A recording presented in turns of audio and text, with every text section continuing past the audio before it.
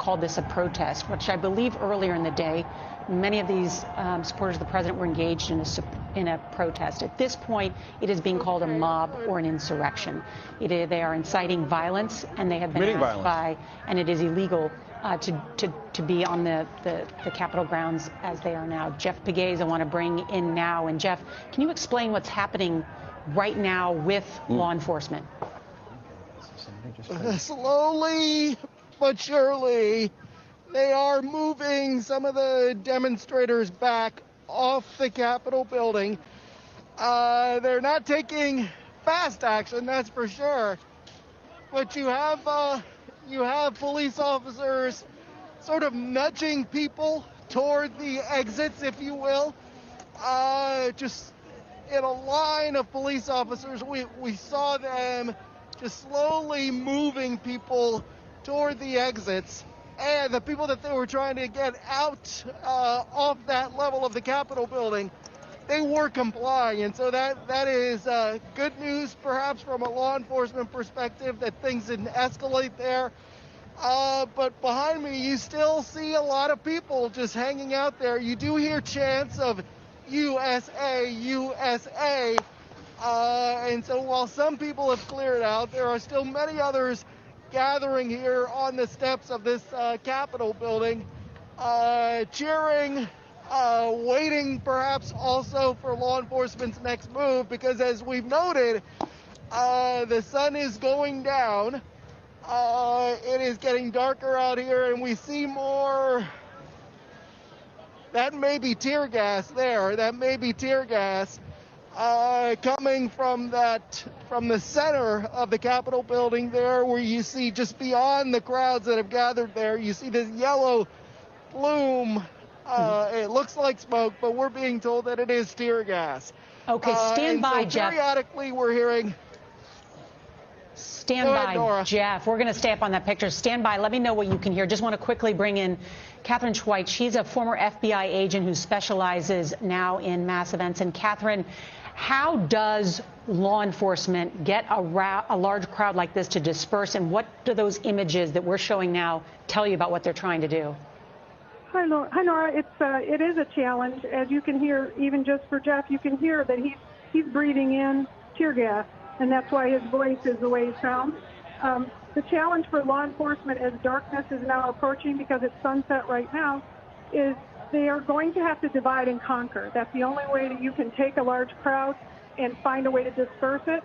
So the building itself, they have to secure the building perimeter before they can try to empty the building out. And once they secure the perimeter of the building, then they'll be able to send teams into different areas and clear each individual corridor, building, office. And that's when we'll know that the building is secure. But there's also the basement and all the floors above. But for the big crowd outside, you know, a lot of times what happens, and we see in this kind of mob situation, terrorist situation, and people who are inciting riots, is they're all about getting to the site, but they don't really know how to get away from the site. Once they get there, they don't really have a plan. And I think that's what we're seeing right now. It's sunset. They're in a location with no bathroom, no food. It's getting kind of cold. It's going to be down to 30. They've been out all day. And so that will probably take the law enforcement suggestions to disperse. Catherine, we're seeing the disbursement efforts going on right now. I got to go back to Jeff Pegues, because we hear the sound of a bang and what appears to be either tear gas or something like that. Jeff? Yeah, we just think, you know, in the last couple of minutes, we're just seeing things escalate a bit here. We have 5, 6, or 7 or so bangs and more smoke. But what is remarkable to me is that we don't see too many in the crowd moving toward the exit. They're just sort of camped out there. No matter what law enforcement does in terms of these flashbangs and tear gas, they're just sort of camped out there. All right, so things have calmed down a little bit. I don't know if law enforcement is going to start another round of these flashbangs. You can see the law enforcement right on one of the arches of those windows, pushing supporters out. Actually, that's what it looks like, saying "Get out." Yeah. It looks like and they're crawling out of offices. Effort. They're Yes. crawling out of other offices, yes, having already penetrated those rooms by breaking the glass and climbing in. This is a very narrow balcony on the west front, so to get these people off of here, they're going to have to find a staircase to get them to. And you can see people now rubbing their eyes yes. and sort of ducking their heads and from you see what is larger numbers than we've seen before coming out of that central entryway with 2 doors, and you see people withdrawing. It's essentially withdrawing. Yeah. Pulling back, quite obviously under threat of arrest and other consequences, and more flashbangs. You can see the chemical irritant, whatever it is. We don't know precisely what it is. And here comes it. You can see you can hear Jeff say definitely tear gas. And Jeff, why do you say it's definitely tear gas? Well, just the color of it, it's this yellow. Yes. There's this yellow tint to that smoke. Correct. We do have flashbangs mixed in there. I think I got that right. We do have some former law enforcement with us. They're here helping us describe some of the flashes and the bangs that we're seeing. But clearly this is that point that we thought would come, where police are stepping up their efforts to clear the Capitol building. That's what you're seeing right now. And now you see this, it looked like a firecracker, but it's not. It's obviously a flashbang as they try to clear people out. Jeff Begay, stand by. We're going to continue to monitor this scene.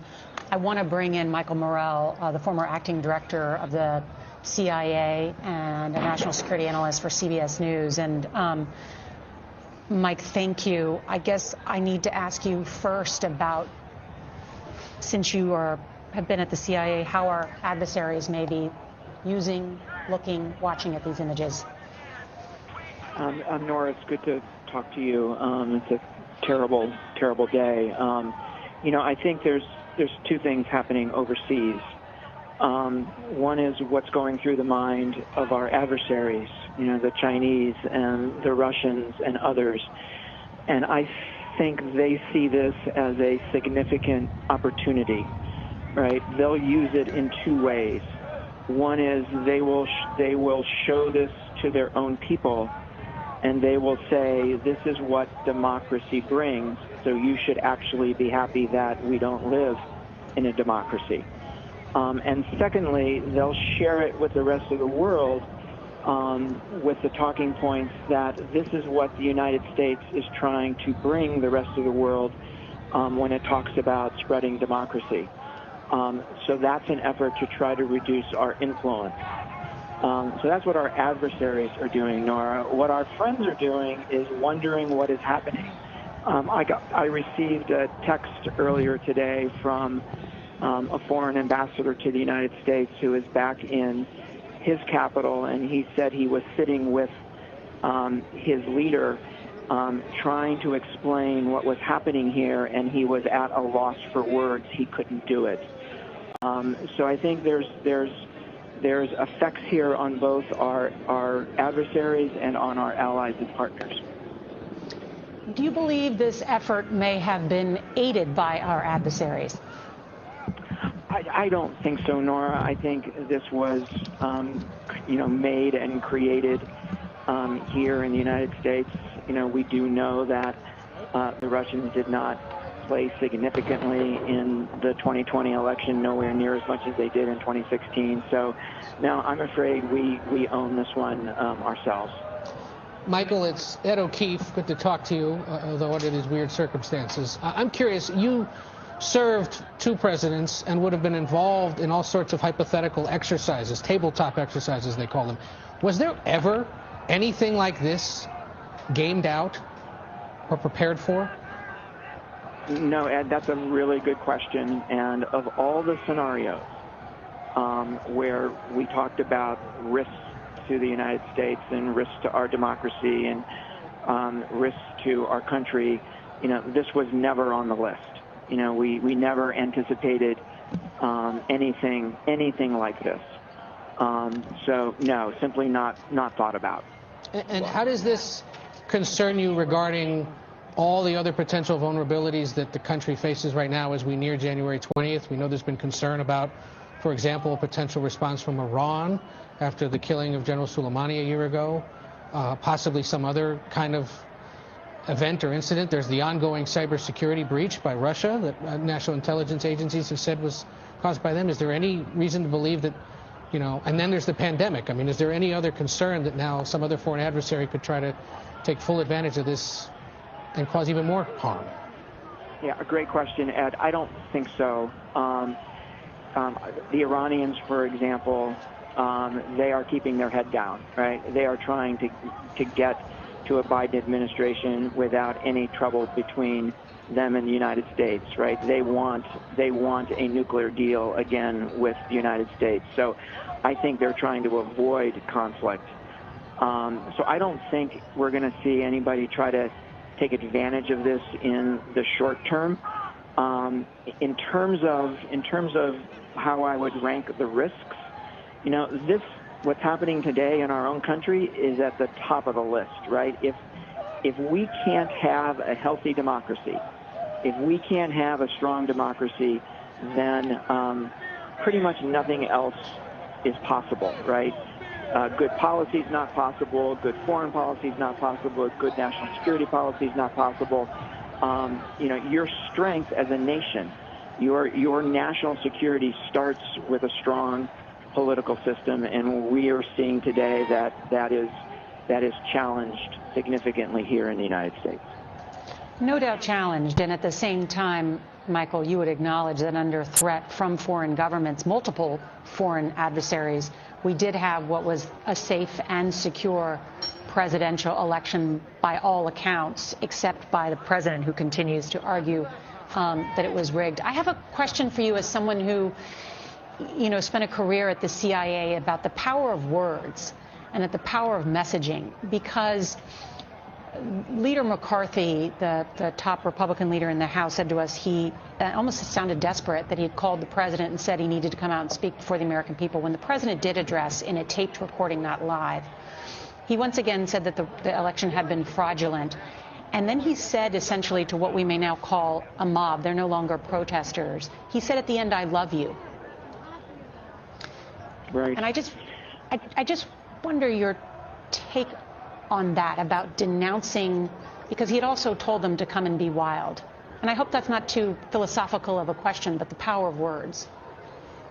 So it's a great question, Nora. You know, in my experience, you know, I worked at the agency for 33 years, and there were dozens and dozens of these kinds of situations that I watched in other countries, where mobs of people rose up to try to turn over a legitimately decided election, right? They wanted to overturn the order.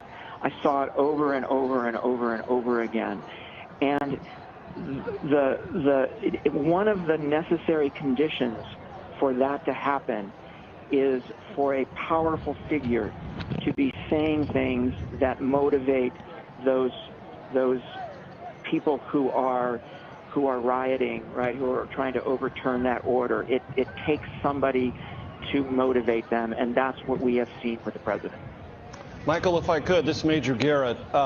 Understanding that you were not participants in any kind of tabletop exercise to game out a scenario like this, but it is nevertheless happening. It is unfolding before our very eyes. You have sat at tables where enormously important and consequential strategies and decisions were made.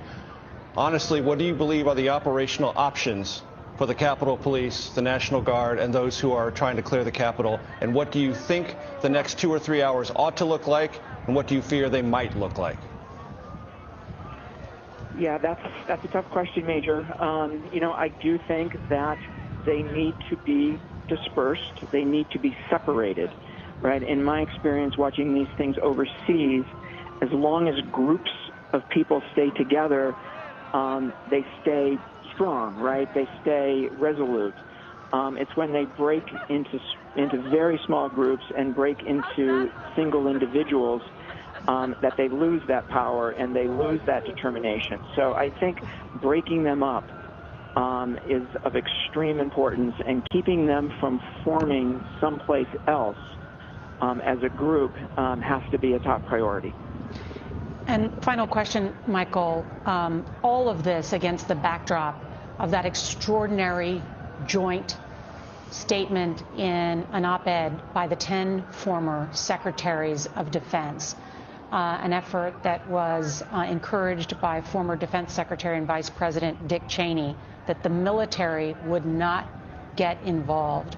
I'm sure you have some insight, as do I, based on my own reporting, but it was as if they foreshadowed this type of situation, the concern that this type of insurrection may occur, and to make clear to lawmakers, to the president, and also to the Pentagon that the military would not be engaged. What's your sense? So when I first saw what was happening at the Capitol today, the first thought I had was these protesters, these rioters, right, this mob, they wanted to create violence in the hope that the president would invoke the Insurrection Act, right, and ask the United States military to come out onto the streets. And I think that's what those former Secretary of Defenses were worried about, is the invoking of that Insurrection Act. And, you know, my understanding, based on the people I talked to, is that the acting Secretary of Defense is a person who could not be counted on to do the right thing in that moment. But the chairman of the Joint Chiefs, General Milley, was somebody who could be counted on to do the right thing.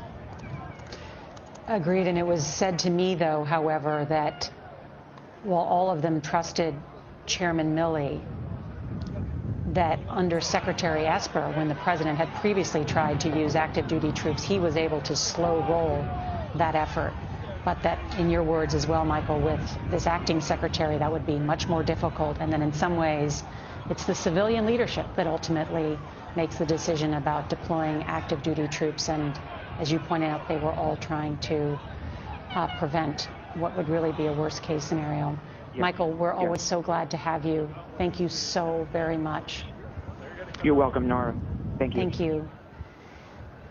To let everyone know, it is now 5:18 here in the nation's capital, and the sun has set and the protesters remain. More than 4 hours we've been live on the air covering what is now a mob on Capitol Hill that has forced a lockdown. The House and Senate to go out of session after a joint session was moving forward with the counting of the electoral votes, which was the final step to in the process of naming President-elect Joe Biden as the President of the United States. We don't use the word certify because the states certify the votes, and it's already been certified. So we're very clear and precise in our language here by saying the Congress doesn't certify. It has a very ceremonial role historically. It just counts it, and the Vice President played the role of presider, not decider, and as some have suggested, was almost like the person at the Oscars who just reads the results. As a result of this mob descending on the Capitol after being incited by the President of the United States, his son, and Rudy Giuliani, this has led to this extraordinarily historic, and historic, it sounds like a positive word, but I don't mean that, because we've just never witnessed anything like this in our life, where these supporters of the president have felt emboldened enough to carry this out and place the lives of our D.C. Capitol Police and law enforcement in danger, to place the lives of lawmakers in danger, to place the lives of public servants who engage in the daily act of legislating in danger.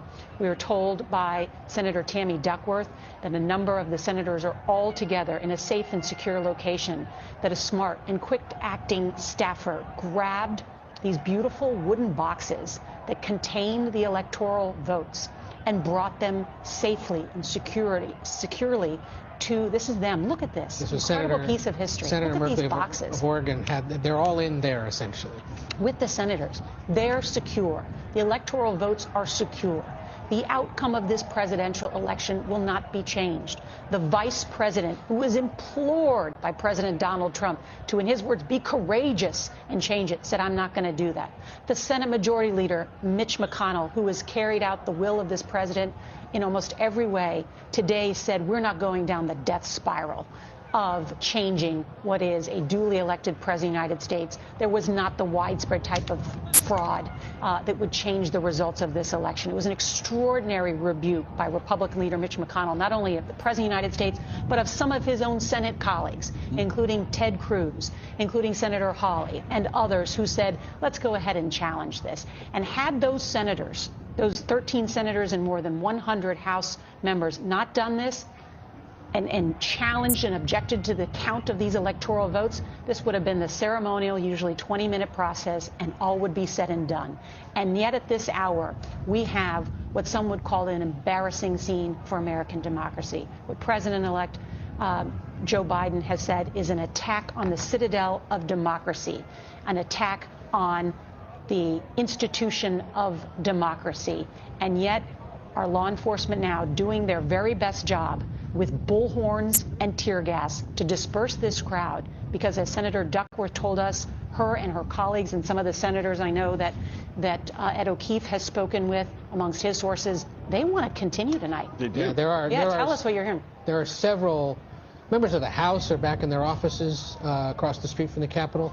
Members of the Senate are all together and are waiting to sort of figure out where and when and how exactly they might reconvene. The official word so far is that they don't want to allow them back into the House and Senate chambers until some kind of a major security sweep can occur, not only inside the building, but that they know that outside the crowd has been controlled.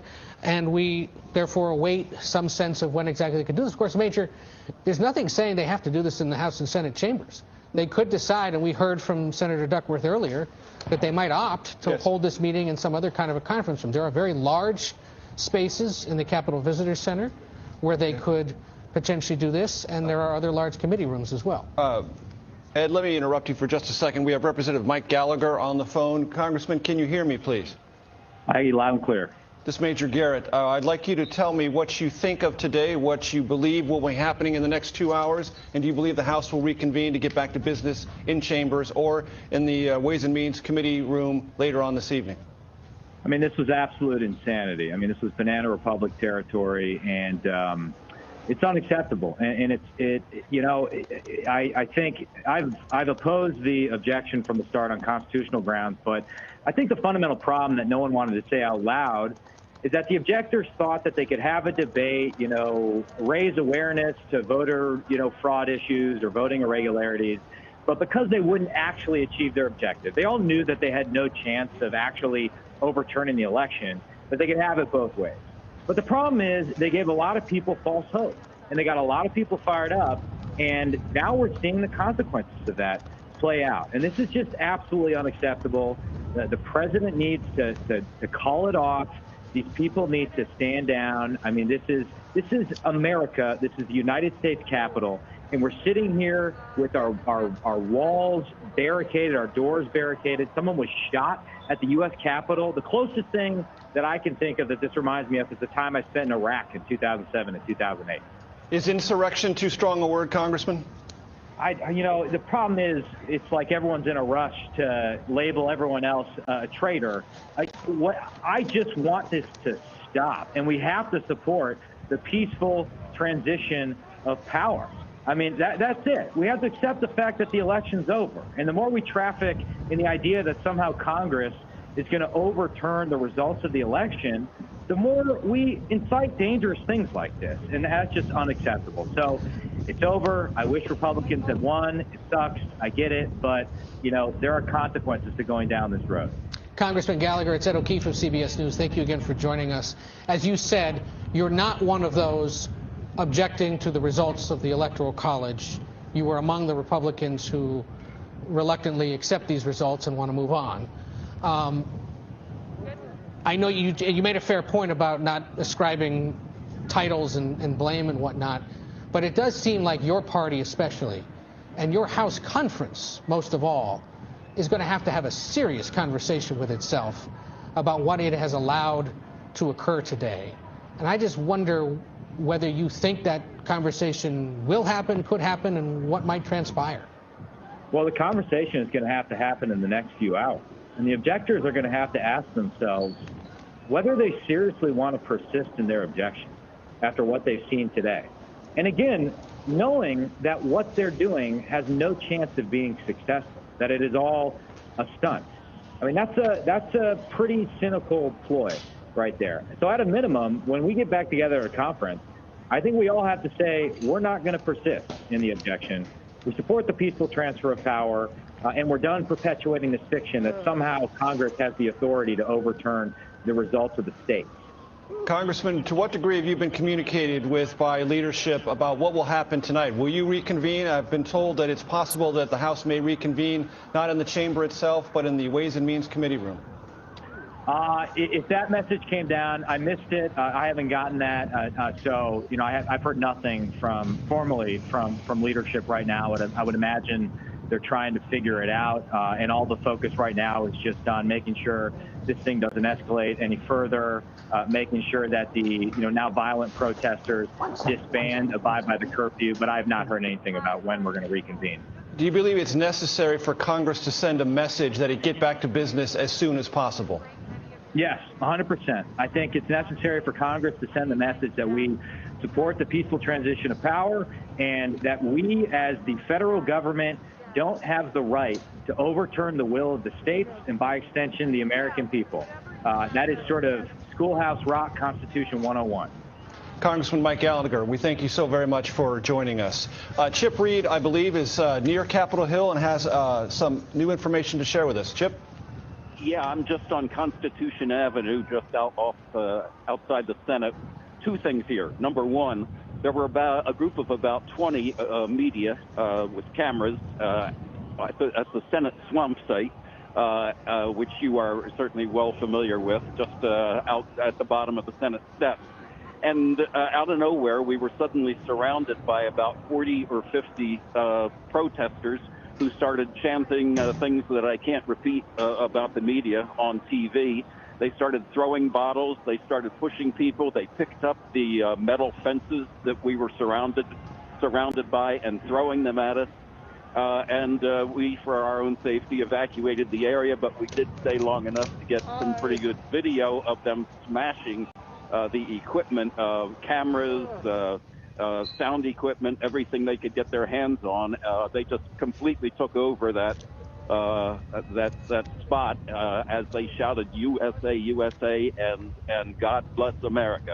Now I'm just across the street at the Russell Senate Office Building, and I just saw a column of, I would estimate, between 120 and 150 police officers. And by the way, the Capitol grounds is now completely surrounded by police, and there are helicopters above. And I saw this column of 120 to 150 police officers walking three abreast, all of them in helmets and flak jackets, walking down Constitution Avenue and turned in the direction of the Capitol grounds. You know, there is a 6 o'clock curfew in Washington. They may be timing some kind of move, this might suggest that, to start clearing the Capitol grounds of these protesters in time for that, or sometime in the vicinity of that 6 o'clock curfew.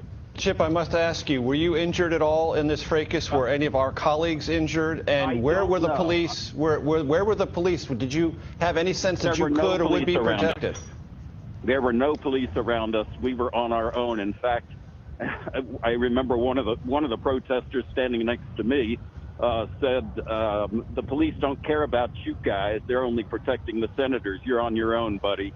And so we hightailed it out of there. They were absolutely ferociously angry at the media, I must say, picking out some of the media enterprises by name. And it was a scary moment, I've got to say. You know, I had a flak jacket and a helmet with me. The last time I wore a flak jacket and a helmet, well, a whole series of times, was when I spent a lot of time in Iraq and Afghanistan. And it is so disturbing to have to wear a helmet and a flak jacket on the grounds of the United States Capitol. Heartbreaking. And to hear you say that, Chip, I know as someone who's worked on Capitol Hill for many years, it's sad to see this happening at this hour, to have to be wearing a flak jacket and a helmet, not only anywhere in the United States of America, but on near our United States Capitol. And that's what's happening at this hour. You have law enforcement descending on the U.S. Capitol to try and disperse this crowd from the Capitol. It is nightfall now here in Washington, D.C. The mayor of the District of Columbia, Mayor Muriel Bowser, has ordered a citywide 6 p.m. curfew. It's my understanding that it has been communicated to protesters that that curfew will be enforced by arrest. It appears they have already used tear gas and other materials. I want to bring in Jeff Pegues, who is right there on the scene. And Jeff, has that messaging had any effect? Slowly but surely, I think it is having an effect out here, Nora. We see a line of police officers in the rotunda here pushing the crowd of protesters back. And in fact, if you look here to my left, you will see that more of the protesters are streaming from this area, which suggests that police are being more successful in their efforts to clear this Capitol area. Now that the sun has gone down, nightfall has come, and that curfew that you mentioned is fast approaching. So their efforts are paying off a little bit more. We see that there are stragglers there waving their American flag, sometimes chanting USA, USA. But certainly law enforcement, as you noted, has picked up the pace in terms of getting this area cleared. Jeff Pegues, who is right there just off the west front of the Capitol, where 2 weeks from now we'll be covering the inauguration of President-elect Joe Biden, which is what today was supposed to be about. Really a ceremonial effort in a joint session of Congress to count the electoral votes, and then tens of thousands of Trump supporters coming from the White House, incited by the President of the United States and encouraged to incite violence. And that's exactly what they carried out. There has been violence on Capitol Hill. A woman shot, transported to the hospital in critical condition.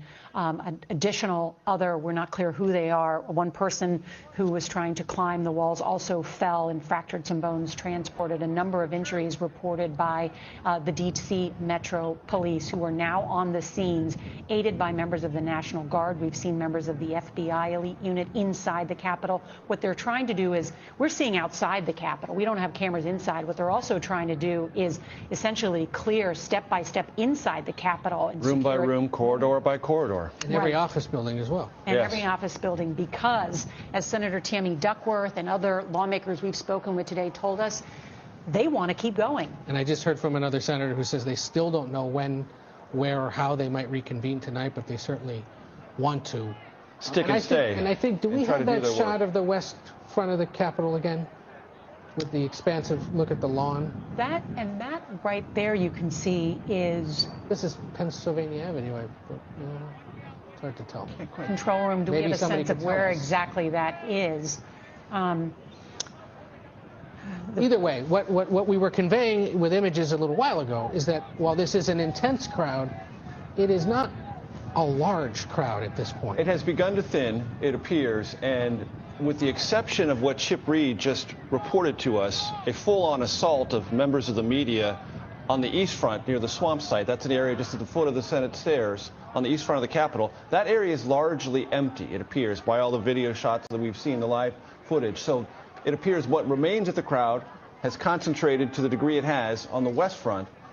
And I would just point out that for those who were chanting God bless America and USA, USA, that is utterly incompatible with assaulting members of the media. Your First Amendment right to assembly is guaranteed in the Constitution. So is the free press. And they are not at odds. They're only at odds when you act like criminals, as those people who tried to attack Chip Reed, our other colleagues, and destroy their equipment did just moments ago. It's an excellent point. And the freedom of the press and the freedom to assemble and others was enshrined in the First Amendment, not the 11th Amendment, nope. The First Amendment, for a very reason, which was to, as the framers talked about, to hold public powerful officials accountable, as Madison talked about. Showing you now live pictures. Come on, guys, go home. You hear The Metro Police trying as peacefully as possible. Let's listen into this.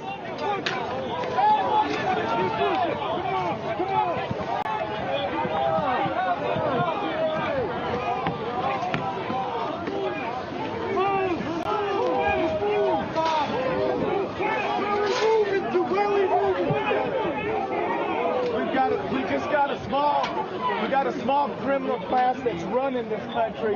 Y'all don't give in, man. You stand with us. We're going to church on Sunday. We got a big good guys. Let's go. Let's go. Love you guys. We support you. Not only supporters of the president, but supporters of Jesus gathered as well, concerned about and protesting, which is a right, but this has gone beyond protesting, as has now placed the lives of law enforcement and others in danger, as well as the destruction to our federal property and disrupted the work of lawmakers and diligent public servants. And you heard, Nora, the audience heard one of the protesters as he walked away say there's a small criminal class that runs this country. That is an embedded grievance that Donald Trump did not invent, let us be honest, but as a candidate and as president, he has pointed to and suggested is real and is given a sense to these people who held that grievance that it's real. And he's the only alternative to it. Listen just a minute. What happens when we have the power and you guys are getting pushed down? You guys don't want us with your weapons. And we should tip our hats to the D.C. police, who frankly have put up with a lot of this over the past year, whether it's pro or anti-Trump supporters, the Black Lives Matter protests that were held. This is a police force that has been worn pretty thin and worked pretty hard dealing with situations like this across the nation's capital for last. We should update. We now have definitive information on that. We're being told there are 1,100 D.C. National Guard that have been mobilized, 200 Virginia state troopers, and an unknown number of Virginia National Guard that have all been sent to D.C. at the mayor's request. 500 Maryland National Guard and state troopers. Montgomery County Police have sent 53 members of their special events response team, an all hands on deck. Look at this picture as the Capitol is lit up bright tonight to give law enforcement a clear picture and to remove those. And the reason, as Alan He, our Capitol Hill reporter who just spoke with Senator Manchin, he said to Senator Manchin, what's the plan for tonight? And Senator Manchin told Alan He, we plan as soon as they get everything cleared, but we're going to go back and do our business. And Alan said in the Capitol tonight, and Senator Manchin said, we sure hope so. So we'll say whatever it takes. These thugs are not running us off. That from the senator from West Virginia. As we discussed many hours ago, there would be an institutional imperative to send a signal. The Capitol is lit up not just to aid law enforcement in the removal of these insurrectionists and mob violence committers, but also to look the way it does, to be a shining light symbolically and quite genuinely on Capitol Hill. It is the place that when you're in Washington, you see from a great distance. It is inspiring. It's always been inspiring to me. I consider it the most beautiful building in America. I really do. I love to be inside that building. Our whole story of America is there, both in art and in architectural representation.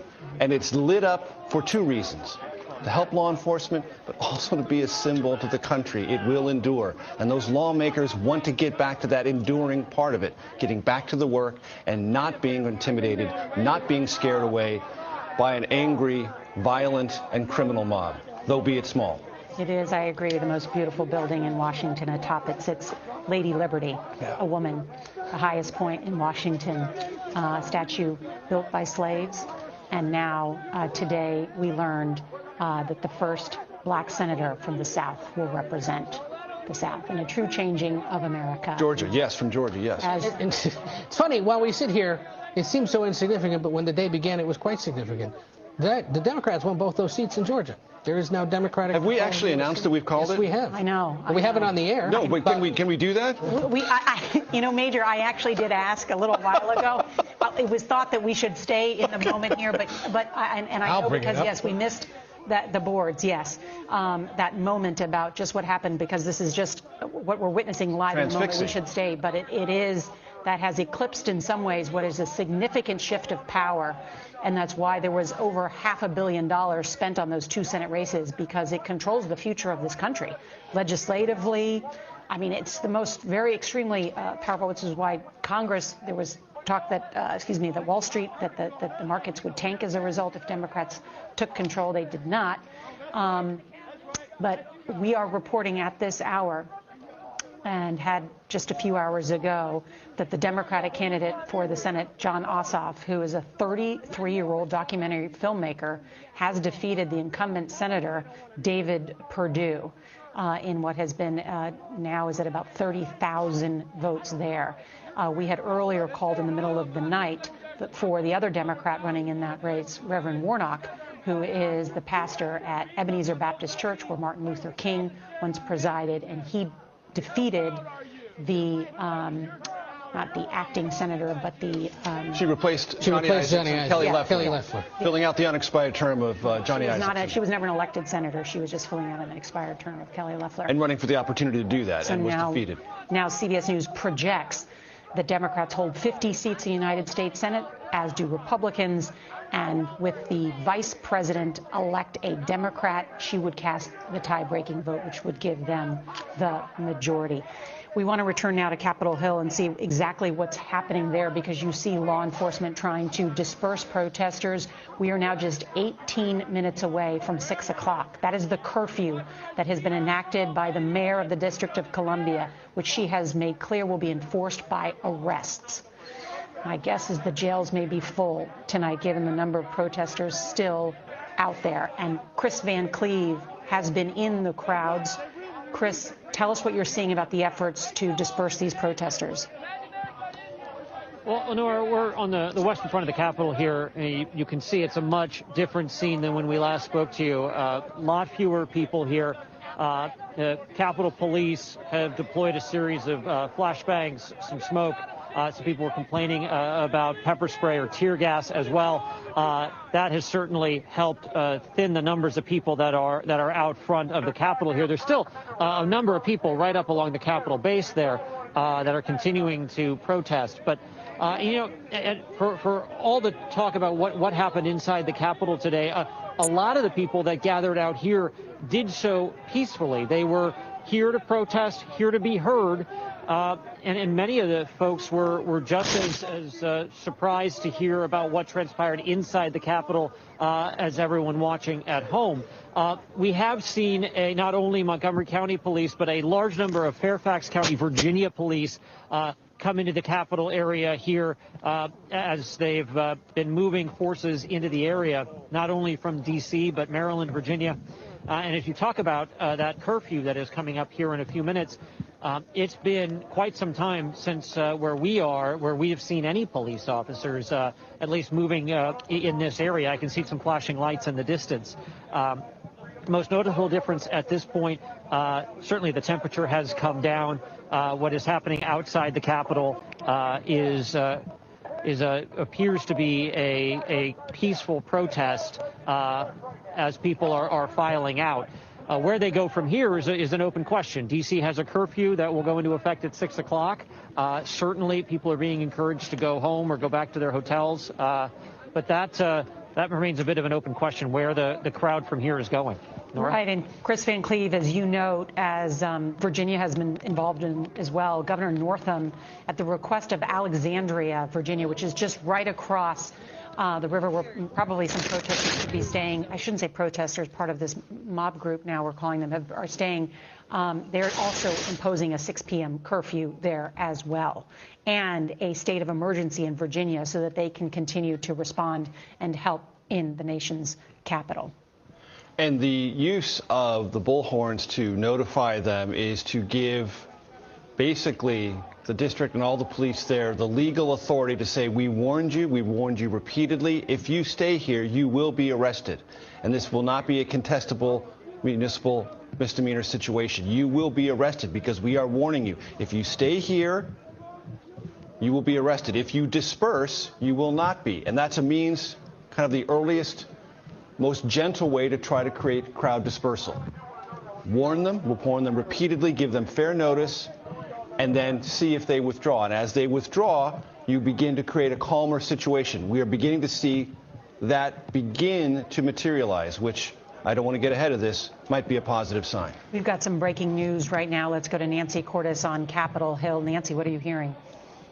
Nora, Congresswoman Debbie Dingell, who is a Democrat from Michigan and a close ally of Speaker Pelosi, has just tweeted that they have been told that the Capitol is now secure, the inside at least, and that they should now get back to fulfilling their duty of certifying the 2020 election. If that is true, if the entire Capitol complex is now secure, that is pretty remarkable because there are an endless number of corridors and offices and nooks and crannies and hideaways that would need to be checked to ensure that there is no one left inside this complex who doesn't belong here. I mean, we have been seeing images all day long of protesters or mob members, whatever you want to call them, toting out podiums.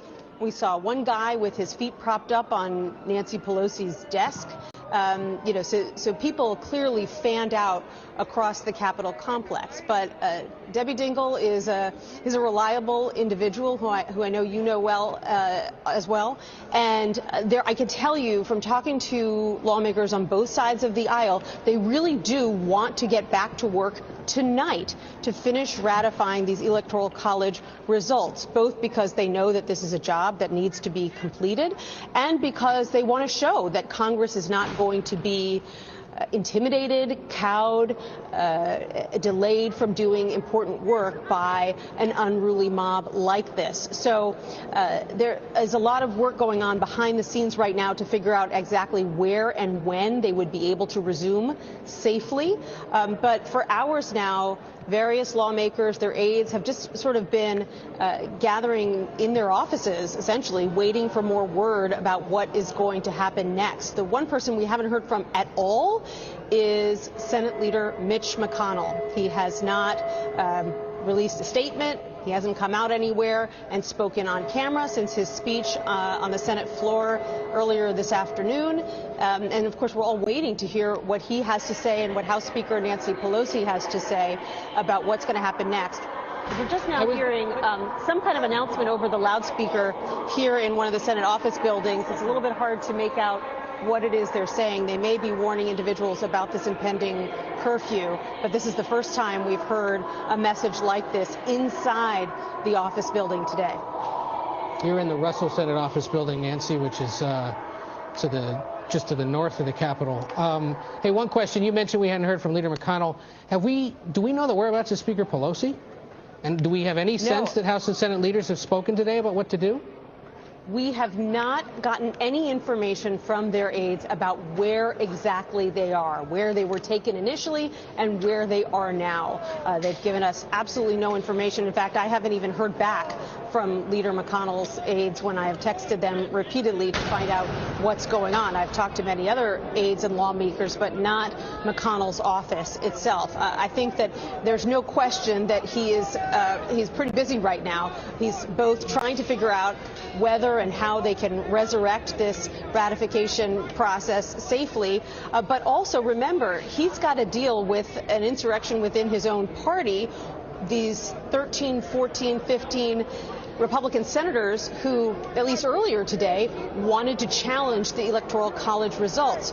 What are they going to do now? Have they had a change of heart? Are they at least paring back the number of states that they want to challenge? And so these are the kinds of things that he needs to really get a feel for before he can decide what his next move is. We are reaching an important, thank you, Nancy Cordes. We are reaching an important moment. We are now just 10 minutes away from the D.C. curfew at 6 p.m., which is to be enforced by arrest. You can see the police, these pictures now, pushing back this mob, telling them to go home. Chris Van Cleve is right there. Chris? Well, Nora, the group of people we were talking about up at the base of the Capitol, you can see here the police. As if you pan over, you can see the police here with their riot shields and their helmets have pushed the crowd back to the street now, completely clearing the west lawn of the Capitol. These demonstrators, these protesters are not happy about it. They have been hurling a lot of obscenities at the police as they've been pushed back. They feel they have the right to be on the Capitol grounds. They see it as public property and that they should be able to be there. The police, and these look like Fairfax County, Virginia police uniforms, have moved the people back, trying to get people to go home. Of course, we're just minutes away from D.C. enforcing a curfew. Doesn't sound like all of these folks realize that there's a curfew that's been put into effect either. So, but you can hear the yelling. That's being directed at the police here. And this is, Nora, I was saying just minutes ago, we hadn't seen police in quite some time. It's clear they were massing to move people out. And now we see an awful lot of police officers. And these folks are in gas masks. They're in helmets. They've got body armor on and shields. This is a very clear message for folks to disperse. Nora? Yeah, and if people want to compare these images to foreign countries, remember that in a foreign country, most of those protesters or that mob would have been shot dead by now. Right. That's the difference with America, the United States of America, that the law enforcement in this instance is trying to peacefully de-escalate and push them back. Now, there are exceptions to that, as we know, and different people are treated differently by the police. That has been witnessed this year, and we've covered those stories. But at this moment, you see what is a job by law enforcement from all around what we call the DMV, which is D.C., Maryland, Virginia effort, trying to secure the United States Capitol so that they can continue with the work of the day. Chris, are you still there? It's Ed. Yes, Nora, I'm here. Oh, it's Ed, Chris. I'm curious, who are these people out on the streets? And are they predominantly out-of-towners? Are they men? Are they women? Are they young? Did they come from different parts of the country? Do we have any sense of that? Yeah, most of the people we talked to today were folks that were from out of town. One man as far away as Montana, another came in from Los Angeles, one from West Virginia. In fact, one of the people that was walking away from here a few minutes ago was asking, where is the town hall? If they've got a curfew, I want to protest at the town hall. So, and also, D.C. They're not that far from it. Is a heavily right, they're not far. D.C. is a heavily Democratic community. The people that live in Washington, D.C. Were not, by and large, Trump supporters. So it doesn't surprise me that you saw people coming from outside of the area. We know that flights into D.C. last night were very full, and that they had a lot of Trump supporters on them. Based on the videos and things that were posted to social media. So this is a lot of out-of-towners. We saw everything from some very, very old to people that had brought their children out here and sort of everywhere in between. Looks like, a lot of Chris, the folks, it looks like largely a white male crowd. Yeah, it was a predominantly white crowd. There was a mix of men and women, but predominantly white men. I think that's a fair thing to say about the crowd today. The folks that we talked to would make the point that they said, look, we're the good Midwestern folks who feel like we haven't been heard, they're hoping their message was heard today, and they wanted. I was talking to a woman actually right about here, right before the police got here, and she was questioning who the bad actors were that actually went into the Capitol, who that mob was, because she said that doesn't sound like Trump supporters, and she was shaking her head at it too.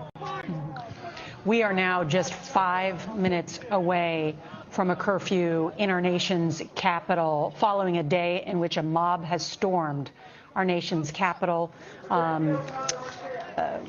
And inflamed all by angry Trump speech earlier in the day and his supporters. We heard from the president-elect Joe Biden, who called on Trump to demand an end to this siege.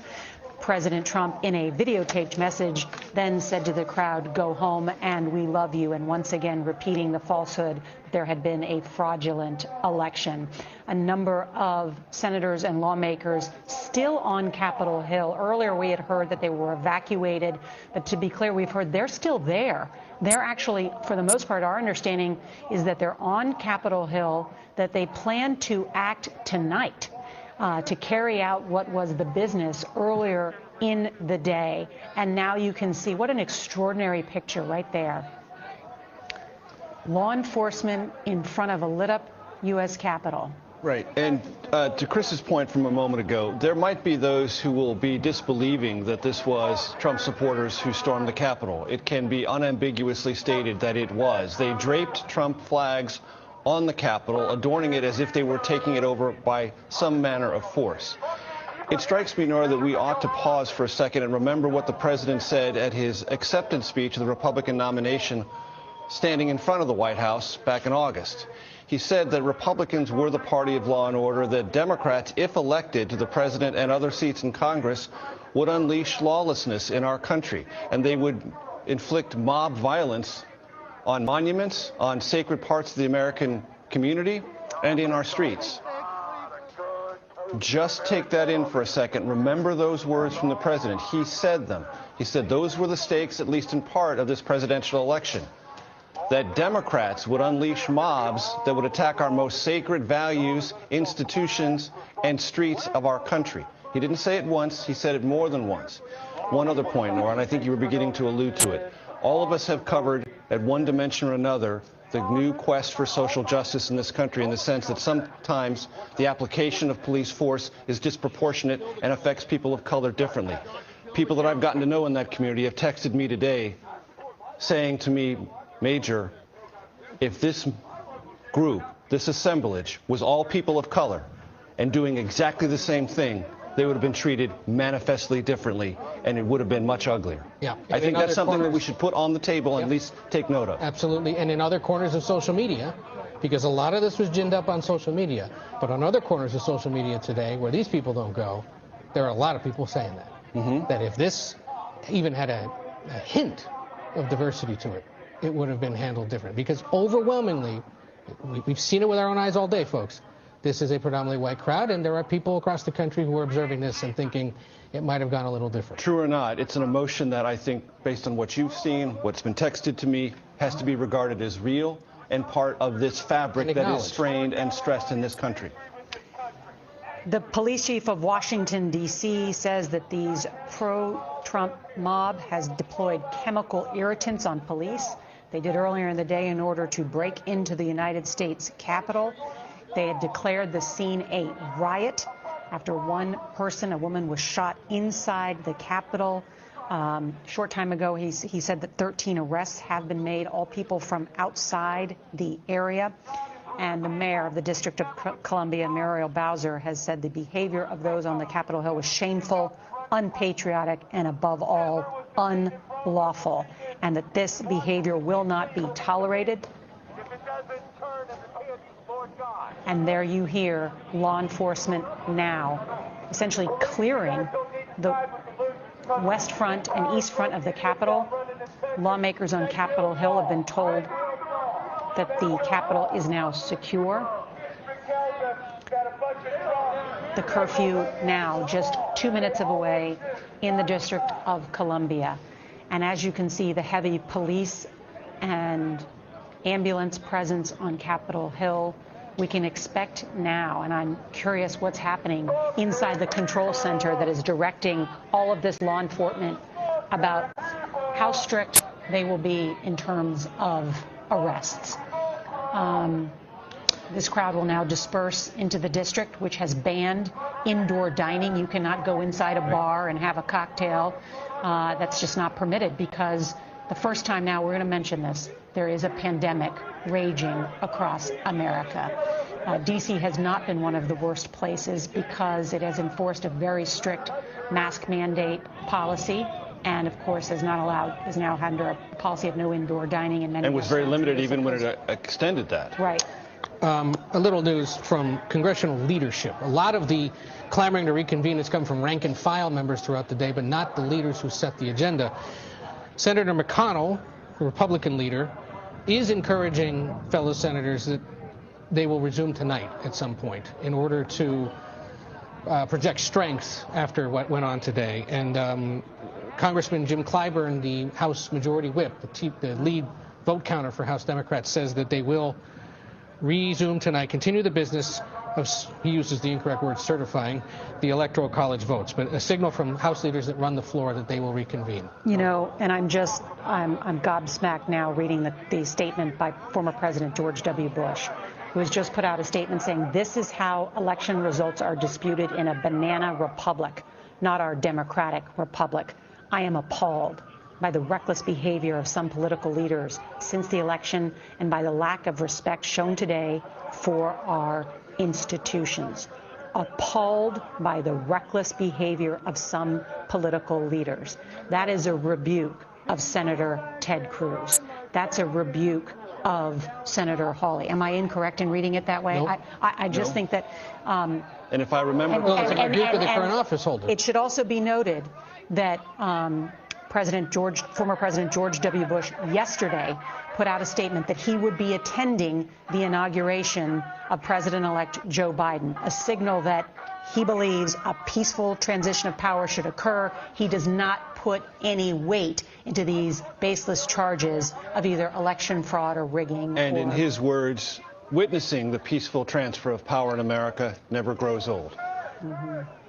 Right. And then later in that statement, he says, to those who are disappointed in the results of the election, our country is more important than the politics of the moment. Let the officials elected by the people fulfill their duties and represent our voices in peace and safety. May God continue to bless the United States of America. And that statement from the former president echoes something that Mike Gallagher told us just a little while ago, that it was his opinion, Republican member of the House, that some of his colleagues thought that they were just playing with small kindling, that this really wouldn't go anywhere, and that they were just associating themselves with a sense of anger in the country and mistrust of the election, but that they were essentially using procedural blanks, that it wasn't live ammo. And his point is, actually, it was, and you should have known better, and not only were you incautious, but you are partially to blame for that which we have seen play out on the United States Capitol. Quite obviously, a set of circumstances none of us in our wildest and darkest imaginings could have imagined.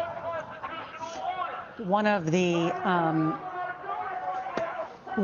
scenes that we saw today was not only members of the House, but members of the Senate on their knees with gas masks on, with bags over their heads, as they watched Capitol Police, guns drawn, trying to push back protesters. On the phone is Congresswoman Susan Wild. She is a Democrat from Pennsylvania. And Congresswoman, tell us what today was like for you. It was a very emotional and difficult day. It still is. It's possibly the most frightening thing that I've ever gone through in my lifetime. And it was a day that will last in our memories for a very long time. And I'm deeply afraid for what it means for the future of our democracy. What did you witness? I was seated in the House gallery while the Arizona objectors were being heard. As a member of the Pennsylvania delegation, we were scheduled to have our objections and responses heard next. I was planning to speak during that, so I was just up in the gallery waiting. We were all on pretty high alert because we were aware of the protests outside, and things started to get very, very ramped up. At one point, there was commotion out in the hallway outside of the gallery, and the Capitol Police came in and started locking us in, barricading the doors.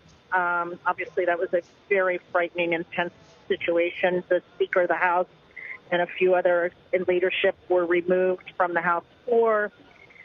Somebody came, I think somebody from the Sergeant-at-Arms came over the microphone and told people to look under their chairs for gas masks that were encased under there, which we did. And then we were told to sit and be quiet for a long time. I don't have any concept of how long. And then suddenly we were told to evacuate. And because of where I was in the gallery, we could only evacuate through one door, which was clear on the other side of the House floor. And so I and about 15 or 20 other members were among the last. And then all of a sudden, they wouldn't let us evacuate anymore. They barricaded the doors and said there were intruders again in the hallway. And the next thing I knew, there was glass breaking and shots being fired, and we were told to get down. And then I don't know how long that lasted. I honestly don't remember. And then at some point, they were able to secure the hallway again, and we were able to evacuate. Where did you stay securely after all of this happened? Well, I'm still where we were taken, but we're not at liberty to disclose where we are. There's about 300 to 400 of us in one location, and we've been here ever since we were evacuated. And all of you are packed in there together? Yes. Are you concerned about coronavirus? Very much so. It's what I would call a COVID super spreader event. About half of the people in the room are not wearing masks, even though they've been offered surgical masks. They've refused to wear them. Who are these people? People from the Republican delegation. Not all of them by any means. I don't mean to suggest that they all have, but some of the newer members from this that are freshmen this year are openly flaunting that they will not wear a mask and refusing to put a mask on. And just as a reminder, Congresswoman, are all members of Congress required to be tested? We're not required to be tested, but testing is readily available every day that Congress is in session. And most of us take advantage of that, at least when we first get to D.C. and before we go back to our respective districts. So you predict a number of lawmakers may contract coronavirus after this event? I'm not going to predict anything, but it's certainly exactly this kind of situation that we've been told by the medical doctors not to be in. Close proximity, especially with people that aren't wearing masks. I mean, we weren't even allowed to get together with our families for Thanksgiving and Christmas, and now we're in a room with people who are flaunting the rules and very much crowded in here. I'm sorry to hear that, Congresswoman. I hope that you are able to stay safe. I must ask you, we've heard now from the former President George W. Bush, who has called this mob attack on the Capitol an insurrection. He didn't even call it disgraceful. He rebuked the reckless behavior, he said, of lawmakers who engaged in these objections. How would you characterize what happened today? I hadn't heard that because we don't have access to television in here, but I am glad to hear that President Bush has made that statement. I agree with him completely. I think, frankly, we've been told that we are going to go back either to the House floor or some other location in the near future, and meaning today, to resume the business at hand of approving the electors. I would like to see the objectors withdraw their objections, but I'm quite certain that they won't be doing so, and that we'll probably be here late into the evening or the early morning hours while we finish the business at hand. And I think he's absolutely right. I think President Bush is absolutely right. Congresswoman Susan Wild of Pennsylvania, thank you for joining us and as describing how a number of lawmakers are all packed in together at what she called a potential super spreader event of coronavirus, with Republican lawmakers not wearing masks as all of them wait to take the next step and potentially fulfill the duties that are outlined within U.S. law about counting the electoral votes. We should once again just let everyone know that the D.C. curfew is now in effect. The law enforcement has enforced the securing of the United States Capitol. You can see law enforcement has cleared the west front of the Capitol. They have been told that inside the Capitol is secure, and yet the lawmakers are still secluded and kept in this secure area. Although a group of them, the Republican Senate objectors, or those that were planning to object today, are now meeting separate from the rest of the Senate. They were being held in a holding room. We're getting pool reports of reporters who split up to monitor the place, and one of them tells us that Senators Braun of Indiana, Ted Cruz of Texas, Josh Hawley of Missouri, and others are meeting in a separate room together outside of the larger room where the rest of the Senate is being held. These are the folks that have to signal to the rest of the Senate how far and to what extent they want to take the objections. What their intentions are. And so we'll see whether they give us some sense of a path forward. That would help hasten things or give us a sense this could still take a while. And yet the words of former President George W. Bush, who said he is appalled by the reckless behavior of some political leaders since the election and by the lack of respect shown today for our institutions, our traditions, and our law enforcement. He called this a congressionally mandated meeting of Congress and that it should move forward and not be inflamed by falsehoods and false hopes, in his words.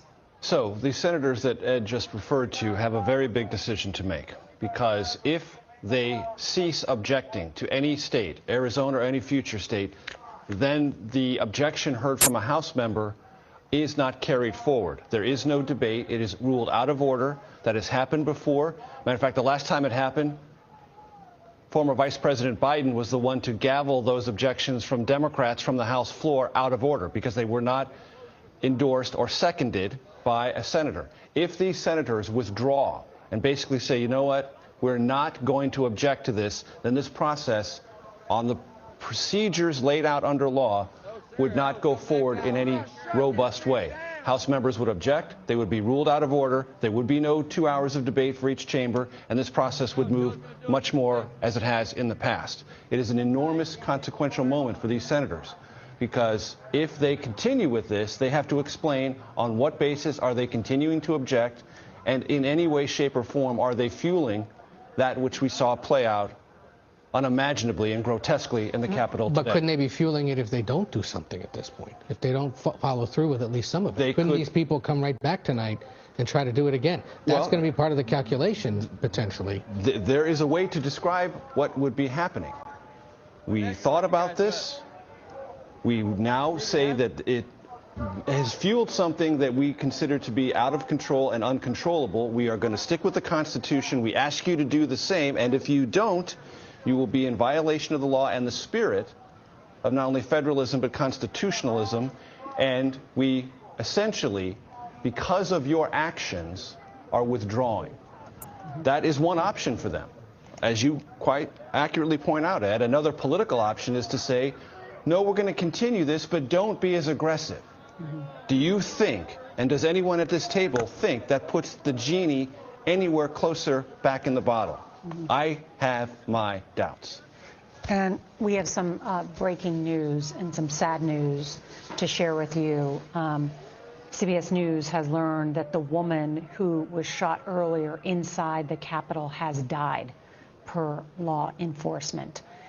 It is not clear who that woman is, but we showed you that disturbing video earlier that she has sadly passed. And so this violent mob that has led to a confrontation with law enforcement and Capitol Police has led to at least one death, multiple arrests, and also multiple others transported to hospitals for a number of different injuries. But we have that update for you at this hour. There is also, because of what has happened and the seriousness of what has happened, former President George W. Bush saying it's more like what happens in a banana republic, not a democratic republic. There are now calls for Vice President Pence to invoke the 25th Amendment, even though there are just 2 weeks left in President Trump's term. I want to bring in David Becker, our election law expert, to explain what that means and why those calls are taking place. David? Well, I think the calls are understandable, given right now there might be questions about whether the president is fit to remain in office during the next 2 weeks, given his incitement to violence, his inability to really de-stoke the grievances that he's been stoking for so long. And how the 25th Amendment would work is if it's deemed by the vice president and majority of the cabinet that the president is not able to fulfill his duties, they then send a letter to Congress, and the vice president becomes acting president for a period of time until they withdraw the letter, or the president sends another letter saying, I actually can fulfill my duties. Then the vice president and the majority of the cabinet could again send a letter making their case for him to be removed from office. That's one possibility, of course. I think we've also seen some calls from members of Congress to impeach the president again. And of course, that can happen at any time. He could be impeached, and then if the articles of impeachment are passed by the House, the trial would go to the Senate, and that trial in the Senate could be very, very quick as well. Those are two options given the circumstances we now see. Whether that's the right way to go, I think, is a really open question right now. But what we've seen today is one of the most shameful episodes in modern American history, so it's understandable. I also want to ask you, David, too, because there's also some critics today of companies like Twitter and Facebook, and saying that those social media companies have failed to prevent the misinformation, the spread of misinformation that has led to this chaos and this insurrection today. Yeah, that's a great point, Nora. This is, we no longer share a common reality. We have what we know is fact, which is that this was the most secure, transparent, scrutinized election we've ever held in American history, the highest turnout we've ever had. And yet on issues like vaccines and COVID and international relations and so many other issues, we no longer share a common reality, and certainly social media plays a role in that. There's going to need to be a very long conversation, and it needs to be bipartisan, and it's not going to be solved right away, about how disinformation, how social media, and even perhaps how mental health issues all play into these issues right now, to get people riled up like this over an election that was so successful, where so many people participated, to the point where they would storm the Capitol. A woman has died tonight. This should cause some serious soul searching. And we should point out that these calls for possibly invoking the 25th Amendment aren't just coming from liberal Democratic lawmakers, but among other groups, the National Association of Manufacturers, a major business group in this country, issued a statement saying, quote, Vice President Pence, who was evacuated from the Capitol, should seriously consider working with the cabinet to invoke the 25th Amendment to preserve democracy. This is not the vision of America that manufacturers believe in and work so hard to defend. Say across America today, millions of manufacturing workers are helping our nation fight the deadly pandemic that's already taken hundreds of thousands of lives. We're trying to rebuild the economy, and in their belief, they think the president's distracting from that. To use a generalization, these are not hand-wringing academics. These are industrialists. Yes. These are people who are at the core of the manufacturing part of America, historic economic backbone, and they see a general sense of unease, instability, and unpredictability about the future of the U.S. economy. And that is an extraordinary statement from them to say this needs to be thought about in serious ways. Yeah, yeah. And then in calls for impeachment coming from people like Ilhan Omar, the Minnesota congresswoman. But it was the manufacturers saying this that brought some intrigue to our attention. We've also now heard from the acting Secretary of Defense, Chris Miller, who has put out a statement saying that along with the chairman of the Joint Chiefs of Staff, General Milley, that they spoke together with the Vice President, Speaker Pelosi, Leader McConnell, Senator Schumer, about the situation on the Capitol, and activated the D.C. National Guard to assist federal and local law enforcement. I can see that you know, Major, where I'm going with this, is that been notably absent from this is the President of the United States. Correct. That is why not? He's the president. He's been left out of this public decision-making. Statement illustrating the decision made by the Vice President on this, and that is an exercise of power to enlarge the law enforcement presence to quell this uprising. The senior-most member of the Trump administration to ratify that was the Vice President. That gets us a little bit farther down the road operationally to this conversation we were just having about who's exercising power. The Vice President just exercised power in consultation with the bipartisan leadership of the United States Congress and the Chairman of the Joint Chiefs of Staff. And I'm also struck that the President-elect Joe Biden, as well as George W. Bush, both called this an insurrection. And an insurrection usually involves more organization and military planning than this. But there was planning. I looked on the website. of this organization to stop the steal, to bring this protest, which was organized primarily by Women for Trump, is the primary organizing avenue among many others. I imagine that's just a fundraising vehicle for that particular group. But it was an organized rally with a full speech planned at 11 o'clock by the president as well as other supporters, and a national park permit as well. Yeah, and then they marched up the street, and somebody had to bring along that large Trump banner that was hanging briefly from the west front of the Capitol, so clearly it was organized. I wonder, I see Chris Van Cleve there, who is being pushed back along with others. I wonder, Chris, are you able to hear us and describe what's happening? Yes. Well, Nora, you know, we are past the point where the D.C. curfew has gone into effect, and now this is D.C. police, largely, that are moving people back. You know, and it's been similar to what we have seen in past protests here in D.C., where they'll draw a line, they'll mass up, and then you'll start hearing them move back, and they'll establish a new perimeter line. And here we go, here again, more move back, and that's what's happening here. Is the D.C. police are walking people away from the Capitol. Hey, Mass, we need to go this way here. You're going to hit a fence. Yep. We're moving back here, further back from the Capitol. You know, these sort of things are pretty commonplace in D.C. where there's a demonstration and D.C. police need to move people around. You know, it's basically every day of the week there's somebody yelling at a building in Washington. So this sort of thing is actually what the D.C. police know how to do. They do it very well, and they are moving the Trump supporters. Mass, you can see there are still some of the Trump flags and things up ahead here that we're walking towards as we're being moved along by the D.C. police. And where are you right now, Chris? National Guard, the D.C. Sure. So we are. We're right at First and what would be First and Delaware or so, right by the reflecting pond that's in front of the west front of the Capitol. Damn, we've gone far. Yeah, I was going to say, that's still pretty close to the Jefferson. Capitol. Got it. Still pretty close to the Capitol, but certainly backed off of the perimeter, no doubt.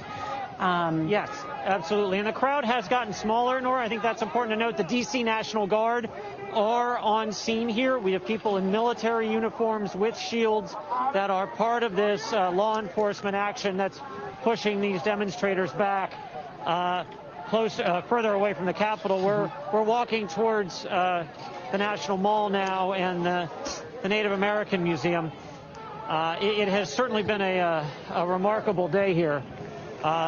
You know, it was quite a sight when I was thinking back on this. You know, as we got out here, it was a big rally, and then when we got down to the West Front, we were looking at people scaling the scaffolding up to the area where the inauguration will be. That then led to people breaching the Capitol. And we know that once people got inside, that turned deadly, where a woman lost her life after being shot inside the Capitol. And just some remarkable images of Capitol Police barricading the House chamber and with their guns drawn as people were apparently attempting to get inside the House chamber where members of Congress were working. You know, and it has continued for hours Chris, now. I want to draw your attention here, Nora. You see there's yes, Nora, sorry. Well, the D.C. curfew is now in effect until 6 a.m. And as law enforcement is pushing back those protesters, is there any indication that they're saying to them, if you don't disperse now, you will be arrested? They have not. I have not heard the "you will be arrested" warning yet. What we've seen over the summer when D.C.'s curfew was in effect was you would have an effort to push the crowd back to get people to disperse, and then you'll end up with sort of a core group of hangers-on. That's then when you would start to hear the police say, if you don't disperse, you will be arrested. They normally give that warning 2 or 3 times before they move in and make the arrest. So far, I have not heard that announcement, just a lot of move back, and then, of course, you've got the line of officers with shields and things, which is a pretty good incentive to move. So, and so far, that's what they're doing. They're pushing the crowd back towards Pennsylvania Avenue, back towards the White House very slowly. Chris Van Cleve, thank you for your excellent reporting and right there on the ground in what is clearly a dangerous and developing situation. So thank you, Chris, for that, as he is being, of course, disparaged by some who are out there and is trying to let us know exactly what is happening. You know, we had part of this conversation about leadership and the and the Republican leader in the House having to call the White House and say, Mr. President, you need to address, you need to make this end, you need to make this stop. And then the president responding with what some would call a confusing taped message in which he actually praised some of the reporters and then told them to go home. We've now had the acting Secretary of Defense put out a statement that leaves out the President of the United States saying about bringing in the National Guard. And now, Ed, we've heard from the President's National Security Advisor, Robert O'Brien, who has also tweeted out a statement. This is, of course, a principal advisor to the President of the United States in the White House. If you've ever been in the White House, the National Security Advisor is just right there not far from the Oval Office. Not far at all. And he's actually put out a few different statements here. He said, I spoke with Vice President Pence. He's a genuinely fine and decent man. He exhibited courage today, as he did at the Capitol on 9/11 as a congressman. I am proud to serve with him. In a later tweet, the White House National Security Advisor, who reports to the president, said, I have spoken with members of the Senate. They want to return to America's Senate chamber and conduct the people's business. This desire is in the finest tradition of our republic. God bless the Congress. Why this is notable is because the implication, we don't normally, he's starting to imply things here. The implication that the Vice President is that the conversations are no longer involving the President of the United States about managing and diffusing the situation. Right. There is no other conclusion you can come to from the statement from the acting Secretary of Defense and now the National Security Advisor, that conversations within the highest level of the executive branch are not being conducted by the President to deal with this situation, to resolve it, to de-escalate it, and to let the Congress get back to its appointed legal business. That is significant. They are implications only, but they are quite clear, quite clear. Hey, Chris. And it's worth, I think, noting the statement just released by Senator Mitt Romney of Utah. This goes to our conversation a moment ago, Ed, about these senators like Ted Cruz, Josh Hawley, and others who may want to continue to object. I'll read directly from Senator Romney's statement. I ask my colleagues, do we weigh our own political fortunes more heavily than we weigh the strength of our republic, the strength of our democracy, and the cause of freedom? What is the weight of personal acclaim compared to the weight of conscience? Let me convey something a little more urgent. The Speaker of the House has just conveyed to her colleagues in a letter, in consultation with the House Majority Leader Steny Hoyer, the House Majority Whip Jim Clyburn, and this is notable, after calls to the Pentagon, the Justice Department, and the Vice President, the Speaker says, we have decided we should proceed tonight at the Capitol once it is cleared for use. Leader Hoyer will be sending out more guidance later today. So the headline there is the House will resume consideration of the Electoral College results tonight, according to the House Speaker, who says she's consulted with her colleagues, with the Pentagon, with the Justice Department, and notably the Vice President, who, of course, today is serving as the presider, not the decider, and leads the Senate ceremoniously. So that is a signal that it will happen. She adds, today, January 6th, the Feast of the Epiphany. Let us pray that this instigation to violence will provide an epiphany for our country to heal. And she urges members and staff to stay at the complex until the U.S. Capitol Police tell them it's safe to move on. Another part of this worth noting, we always knew, this is the Speaker of the House, Nancy Pelosi, this responsibility would take us into the night. The night may still be long, but we are hopeful for a shorter agenda. But our purpose will be accomplished. That is a suggestion that the number of states that might be objected to is narrowing or will be narrowed, and that this will be accomplished more rapidly than originally contemplated. Fair reading of that, it seems to me. All right, and we're witnessing now at this hour the efforts by law enforcement to remove the mob from Capitol Hill, to get them to disperse, as the D.C. Capitol is still under lockdown but is secure at this hour, and both President-elect Joe Biden and George W. Bush calling this an insurrection.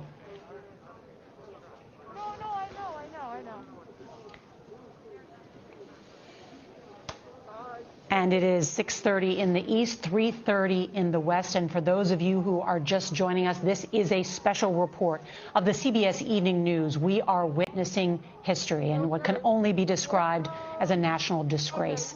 As we come on the air, the U.S. Capitol is under lockdown after violent mobs, stoked and encouraged by the words of President Trump and his allies, stormed the building while the House and Senate were in session.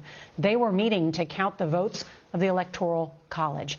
Supporters of President Trump carrying flags with his name on them broke down doors, smashed windows, and attacked police. Some briefly invaded the Senate chamber. At this hour, at least one person has died. Others have been injured, and at least 2 suspected explosive devices have been disabled. All of this because President Trump has refused to accept that he lost the election and has falsely told his supporters that it was stolen from him. The process to count the electoral ballots has been halted. Right now, Washington, D.C. is under a mandatory curfew, and police and the National Guard are trying to restore order. It has been an extraordinary day. Congressional leaders have pleaded for President Trump to call off the protesters. Late today, he did tweet a video in which he repeated his false claims that the election was stolen from him, and he called on protesters to go home. President-elect Biden also spoke, and actually spoke before the President of the United States, saying that our democracy is under unprecedented assault. He also said America is so much better than this. At this moment, we are told that the Capitol building has been secured and that the counting of electoral votes may continue later tonight. We have a team covering all of this. I want to go back to CBS's Chris Van Cleve, who is just outside the Capitol and has been amidst it all day. Good evening, Chris. Nora, the remaining protesters are squaring off with a line of police and National Guard in the street outside of the Capitol. This is a much calmer scene than earlier today, and I think we need to back up to that point when demonstrators, among the tens of thousands of people that were outside the Capitol, climbed onto the scaffolding that's out in front of the Capitol where the inauguration will take place, and then were able to breach the Capitol building itself. That escalated what had been a peaceful demonstration into something we hadn't seen in American history, really. We can show you some video. People breached the Capitol. Once inside, there was a shooting. We understand now a woman has died. There are also some striking photos as both houses of Congress were in session, the House and the Senate. The Vice President was there. Multiple people in the line of succession were in the building. That forced both houses of Congress to be locked down. Capitol Police had their guns out, directed at the doors as people outside attempted to get inside. We watched as members of Congress were evacuated, one in a gas mask. Listen to what David Trone, a representative from Maryland, a Democrat, had to say. And it was time to move fast, and everybody moved very quickly, very orderly, out the doors, into the elevators, into the tunnels. Then we got routed around till we came up in a secure location, and they're sending bottles of water in, and we're waiting for directions. We have seen flashbangs be used. We have seen tear gas and pepper spray be used. We've also seen demonstrators throw smoke at police. Now, right now, we are seeing D.C. is under a curfew. These people are violating the D.C. curfew. They have not been told to go home yet, but the Capitol Police, the Metropolitan Police, the D.C. Police, the National Guard have been moving them further and further away from the Capitol. We are now standing in the street about a block and a half from the Capitol, where the remaining demonstrators are lined up facing police in riot gear. Nora? Chris Van Cleve, amidst it all. An extraordinary day on Capitol Hill. CBS's Nancy Cordes covers Congress for us. She was inside the Capitol when the mobs began storming in. And I understand, Nancy, we have just heard some breaking news from the Speaker of the House. That's right, Nora. House Speaker Nancy Pelosi has sent a letter to her colleagues arguing that she thinks it's time to get back to the work that was interrupted earlier today when the Capitol was breached. She says in this letter that she has consulted with other leaders, along with the Pentagon, the Justice Department, and the Vice President, and that she has decided that they should proceed tonight at the Capitol once it is cleared for use.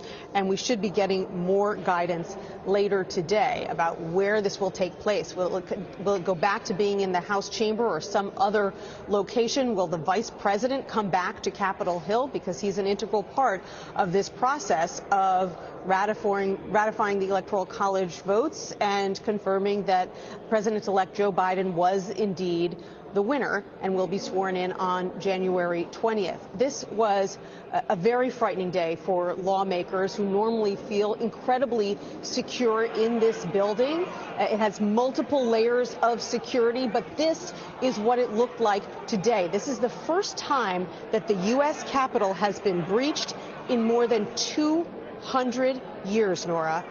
The War of 1812, when it was set ablaze infamously by the British. And perhaps most frighteningly, the House and Senate chambers were locked down once the mob got inside to keep the members who were inside the chambers safe. And yet protesters managed to get into the Senate chamber anyway, and they nearly got into the House chamber. There was a standoff with police, and we even saw one protester who made it into the office of House Speaker Nancy Pelosi. Some of these lawmakers who were sent to secure areas to shelter in place for hours are still there. Some of them have sent out essentially proof of life videos to tell their friends and their constituents that they are okay. Others urged President Trump to come out more forcefully and denounce this crowd. Take a listen to what they had to say in their own words. We were just told that there has been tear gas in the rotunda, and we're being instructed to each of us get gas masks that are under our seats. This is Banana Republic crap. Mr. President, you have got to stop this. Well, I'm proud of America, but I'm not proud of this. It's extremely disturbing. It's not what you'd expect in the great country of America. One big question tonight, will the Republican lawmakers who had been gearing up to challenge the Electoral College results in multiple states back down now that we have seen so much unrest today? We know that those lawmakers have been meeting to discuss this, whether they're going to back down entirely or perhaps pare back the number of states that they want to challenge. And we won't know exactly what's going to happen next, Nora, when they're going to resume until those lawmakers have made their decision and conveyed it to the House Speaker and to the Senate's Republican leader, Mitch McConnell. You described how lawmakers almost fearful for their lives, for their safety on Capitol Hill, to see the sergeant of arms directing the Capitol Police with guns drawn to protect the House floor there, and hearing from Senator Tammy Duckworth today that a quick-thinking aide decided to gather the electoral votes, which now I understand are in that secure location with the lawmakers? That's right. And so if this process resumes again tonight, they will continue going over those for certification documents and one by one confirming that either Joe Biden or Donald Trump won various states and then counting up those votes. Nora, this is normally a routine process. 4 years ago, it lasted 35 minutes. And the person who was presiding at that time, 4 years ago, was none other than Vice President Joe Biden. When Democrats tried to challenge the results like Republicans did today, he shut it down. He said the debate is over, the race is over, the time for debate has passed. Obviously, these Republican lawmakers are getting a very different message from President Trump, who says that the race isn't over at all and that, in fact, he won in a landslide despite all the evidence to the contrary.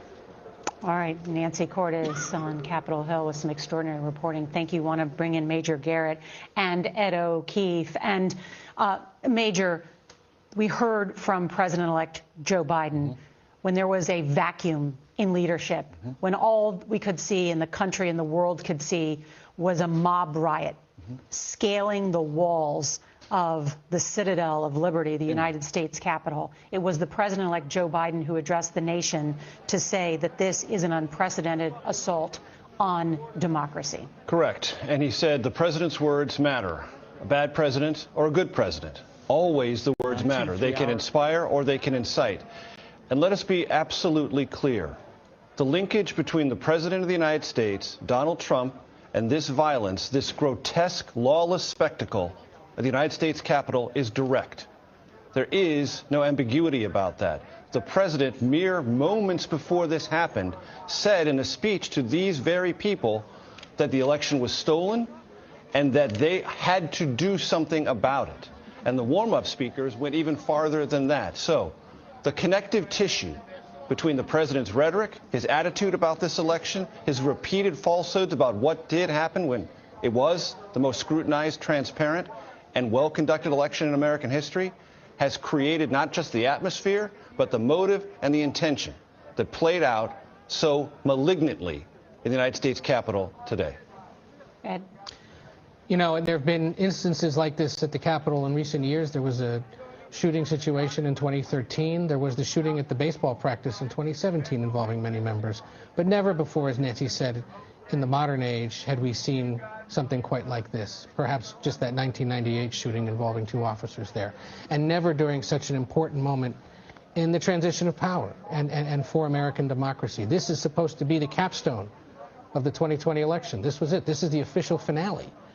And what a way for it to end. And I think it's somewhat, it's terrifying, it's disappointing, it's heartbreaking. Heartbreaking is the word I've heard over and over again today from Democrats, Republicans, from people checking in across the country who were just learning of what was going on.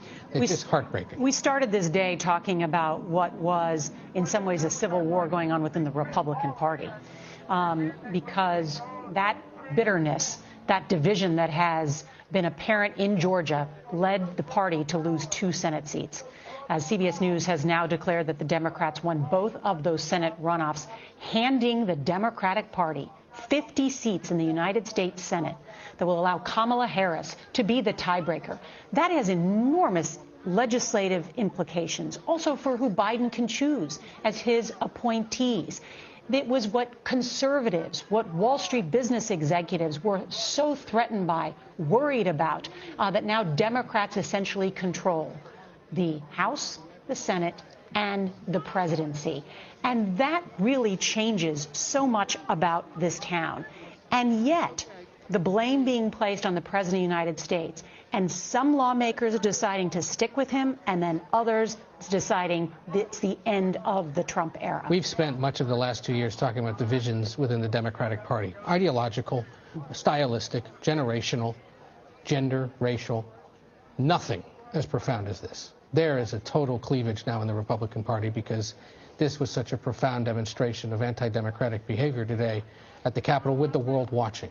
And I wonder now what on earth the Republican conversation is like. There will be some serious conversation, official conversation with Republican leaders because they're supposed to be meeting this week in Florida, Georgia for their winter meeting to figure out party leadership and how you move off this current cycle into the next ones. And you just wonder if those conversations can even continue. One other just bit of news that's come through here.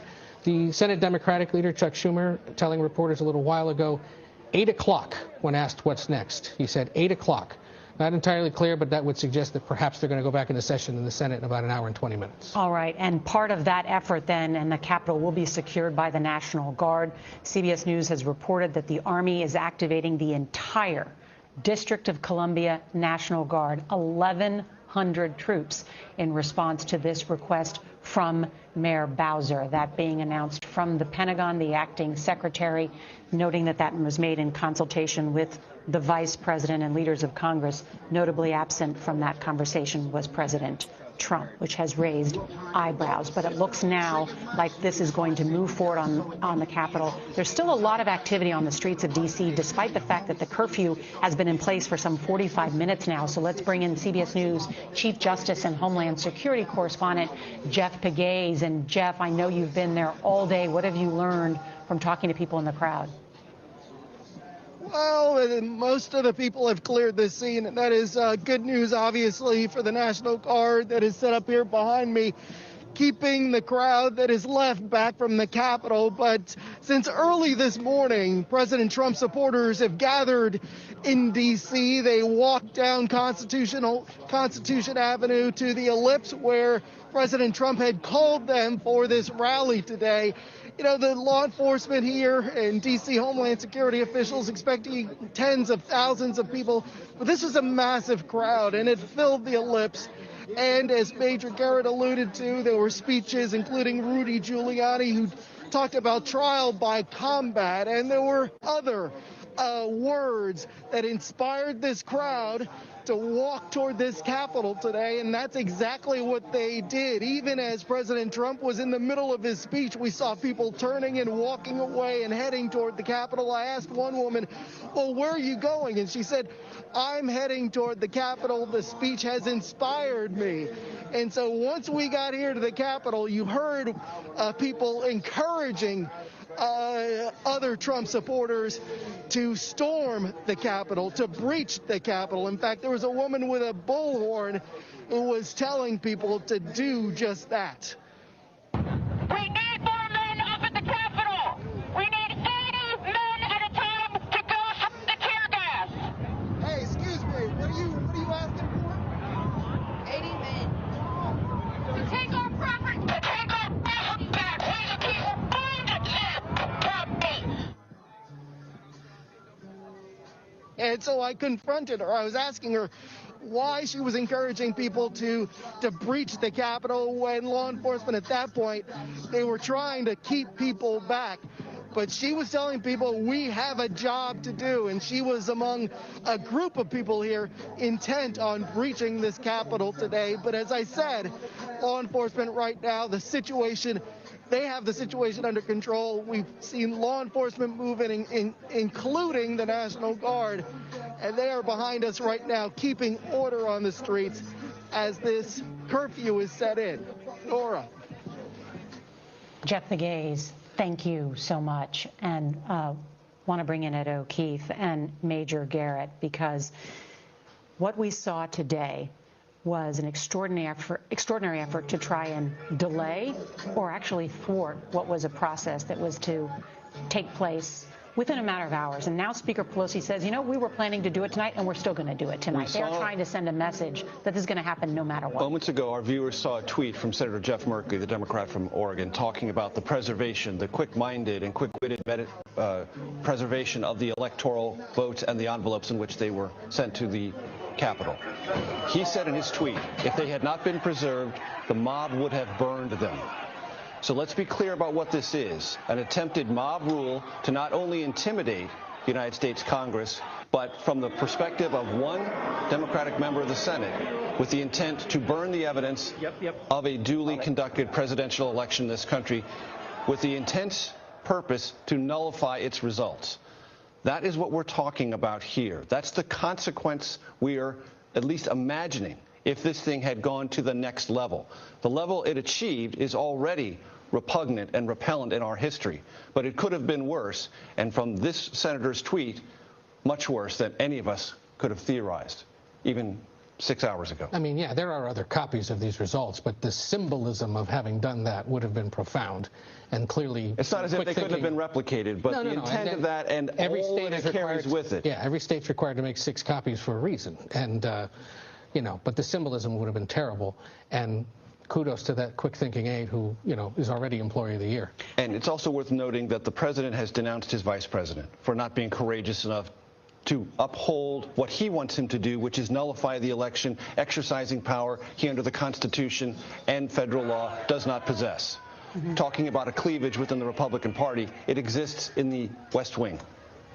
It exists in the line of succession, in essence, tonight. Yes, it does. And the fact that we've seen some Trump administration officials put out statements in coordination with congressional leaders. Speaking of the vice president exercising authority and not the president, is a sign of how significant today may have been. Things we have not yet learned. Today marks also 2 weeks until the presidential inauguration of Joe Biden as the 46th president of the United States, that was set to take place on the west front of the Capitol in the era of coronavirus. So it had already been sparsely attended. And today we saw that mob essentially take the seats there as a symbolic effort and hang the flag of Trump 2020 there. That has since been removed, and the process will move forward. But we did see a moment of presidential leadership today, because while President Trump was doing something, we saw President-elect Joe Biden come forward live and address the nation, calling this a disgraceful insurrection. Let's listen. This is not dissent. It's disorder. It's chaos. It borders on sedition. And it must end now. And a strong message there from the president-elect. And you mentioned this, Major. He talked about words being very important, that in some cases they can inspire, in worst cases they can incite. And there are both calls from Republican and Democratic lawmakers laying the blame squarely on the President of the United States and his supporters, including Rudy Giuliani and his son, Don Jr., for inciting this violence. And then only after watching the fruition of their words, their marching orders take effect, did they try and tweet out trying to bring it all back. Yeah, we didn't mean this. We meant the election was stolen. We meant something needed to be done about it, but we didn't mean this. Well, do you think Trump supporters who carried out this action today understood or even pondered that distinction at any level? The quite obvious answer to that is no. And when you play with rhetorical fire, you will be burned.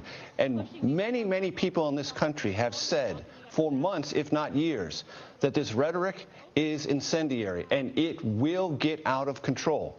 We saw a manifestation of that today. All I keep thinking is the message Joe Biden's been delivering over the last 2 years has been remarkably consistent. What words and actions of a president matter. The world is watching us and wondering what the heck we're doing. We've got to get rid of President Trump. It's been remarkably consistent, and every time he has to come out and say it, it seems to be with far more consequence. And today he had to rip up his plans and address this because he realized that there was a vacuum, as you said, a vacuum of leadership in the moment. And part of his mission, as he said, is to try to begin the process of restoring some measure of, in his words, decency, honor, and respect among Americans for Americans. All right, you've heard the president-elect, Joe Biden, mention the word sedition. We'll talk more about what that could mean when we come back. We're going to take a quick break. We'll have more of our special coverage here on the CBS Evening News. Hello, everyone. I'm Lana Zach. You've been watching a special CBS News report covering the violent protests that have been unfolding in Washington today. An angry mob stormed the U.S. Capitol building, disrupting the Electoral College vote count. Lawmakers were rapidly evacuated after demonstrators breached the Senate chamber. D.C. is now under curfew, and the National Guard has been activated. At least one person has died. I'm going to take you back now to my colleagues, Nora O'Donnell, Major Garrett, Ed O'Keefe, and our CBS News special report.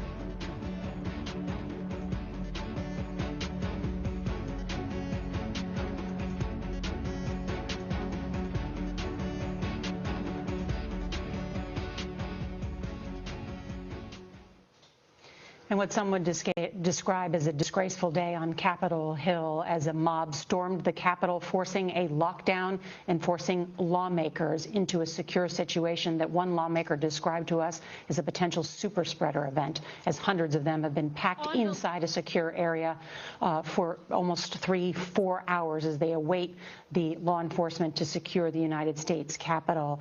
I mentioned that word sedition that President-elect Trump mentioned. I want to bring in David Becker on that very legal point because he is our election law effort, and talk about those comments today that have been raised about sedition and seditious activity on those who incited this violence. Yeah, so sedition basically means any activity or conduct that seeks to overcome legal authority, particularly in a democracy. And I think there's a very good case to be made that we've seen activity like that, and that certainly is criminal. It comes with very serious penalties, and it's something, you know, when you see activity that is designed to usurp the natural and peaceful transition of power to a lawful individual, in this case the president-elect, who won an election that wasn't particularly close. That's the kind of thing we're looking at in that case. It's a very serious term and something we should be very concerned about. David Becker noting, of course, that charge of seditious conspiracy that has been leveled against some. I want to also bring in Nancy Cordes, who is on Capitol Hill, with some new information about what we're going to see tonight. Nancy? Nora, we're just learning that the Senate is going to resume counting and debating the Electoral College results at 8 p.m. Eastern Time tonight, as senators have been huddling in a secure area in a room in an office building of the Capitol for hours now. Reporters have been holed up there as well. And one of our colleagues, Grace Seegers, who has been there, says that they've just been told that the senators are going to walk back over to the Capitol around 7 o'clock, and they're going to pick back up where they left off at 8 p.m. Keep in mind where we were when all of this went down. A joint session of Congress had been initiated by the Vice President of the United States in his role as the presiding officer of the Senate, and there was an objection to the results from one of the states, Arizona. And when that happens, the House and the Senate break apart. They go to their respective chambers and they conduct 2 hours of debate about that objection. And that is where we were when the protesters, demonstrators managed to make it into the Capitol and everything went sideways. And so the Senate is now saying that they're going to pick back up at 8 o'clock and continue that debate. The question is, will any Republican senators who are planning to challenge not just Arizona, but possibly as many as a half a dozen battleground state results decide that they don't want to do that anymore in light of all the very strong emotions that were stirred up here on Capitol Hill and around the country today? That's what we're waiting to find out. We already know that at least one House Republican, Kathy McMorris Rodgers of Washington State, who had been on the list to challenge some of these states, now says she's not going to. She says that that would disenfranchise voters from around the country, and she's going to go ahead and certify and ratify the results from these various states. So we haven't gotten word yet, Nora, about when the House is going to resume, but the Senate, we're being told, is going to pick back up in about an hour. And Nancy, you have just so clearly laid out what we are going to see and the drama that still awaits us this evening, because the question is whether those Republican members of Congress will walk back what President George W. Bush has called reckless behavior in objecting to what he called the constitutionally mandated meeting of Congress. One of the things that the senators who agreed to the objections said was, we need to object because so many people are angry about this election. They've been angered by this election, about this election, by falsehoods perpetrated and repeated by the President of the United States. That anger can be dealt with, but their response is to say, I must yield to it. Well, they have yielded to it, and it has yielded this result.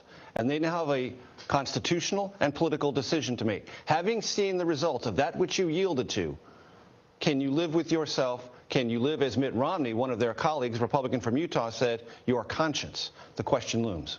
And I just have to keep quoting the former president because I think he wanted so badly to avoid this moment. He said yesterday he would be attending the inauguration of Joe Biden. I think he cares deeply about the institutions of not only the presidency but Congress, and said that insurrection could do grave damage to our nation and reputation. Have the institutions here in Washington face that damage today? To some extent, yes. But let's see how things go once they reconvene tonight, how quickly it's handled, how respectfully, and the message it'll send to the world that there may have been a disruption, but they're getting back to the business of American democracy. Ed O'Keefe and Major Garrett, thank you. We're going to take another quick break. Our coverage of the assault on the U.S. Capitol continues in just a moment.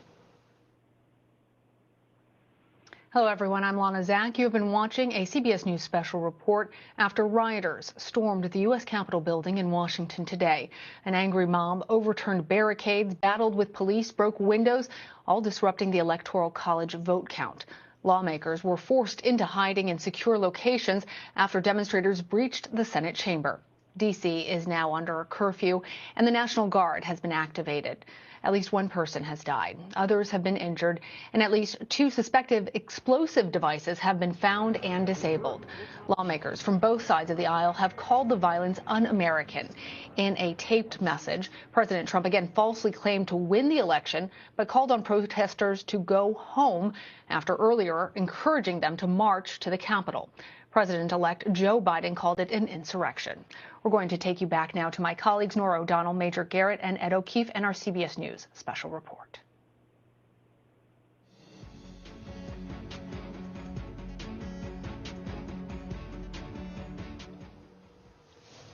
And welcome back to our CBS News special coverage, where we are following an extraordinary day here in Washington, the U.S. Capitol, the citadel of democracy.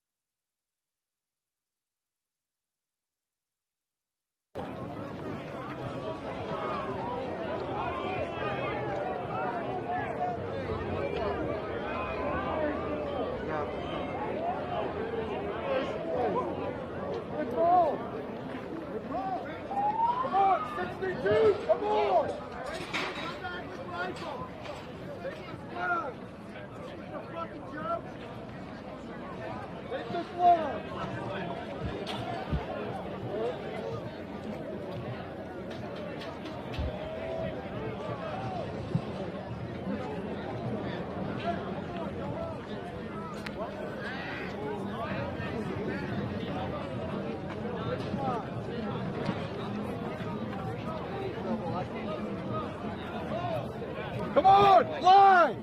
Line this way! A line! Come on!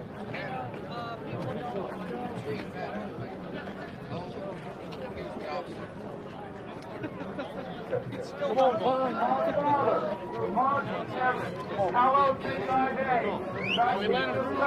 Make a line. You better fight through, you're going to get killed. And forgive us our trespasses, as we forgive those who trespass against us. And lead us not into temptation, but deliver us from the evil that has surrounded this country and the world. For thine is the kingdom, and the power, and the glory, forever and ever. Amen. Did you just leave or what? You guys closing this area down?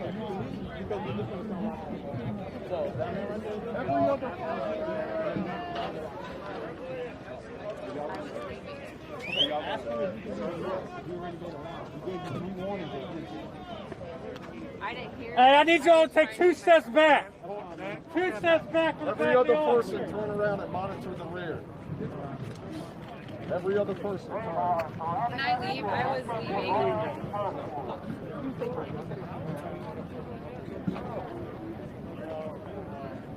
They are trying to buckle us in the left side. Check one. For violating a made-up curfew. What's the curfew on?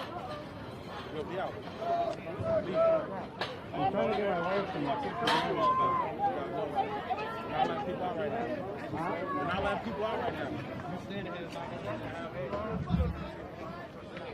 oh, stretch around. You got a hook it.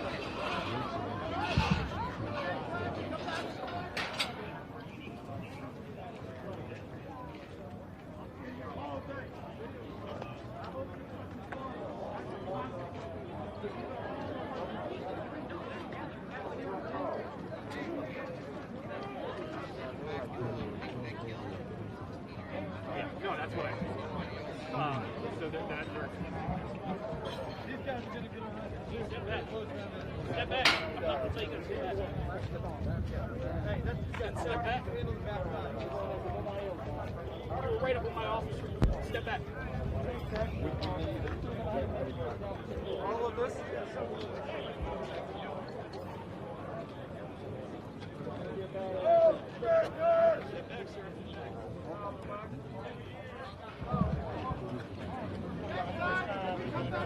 back, sir.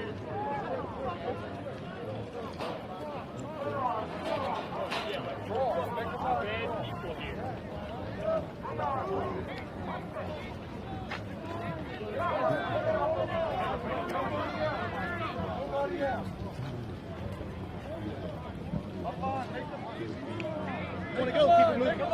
You want to get out, keep going. Stretch it out, nobody else. Make the line. Make a line. I'm going to leave you to get out of your hair. I would be happy to get out of your way.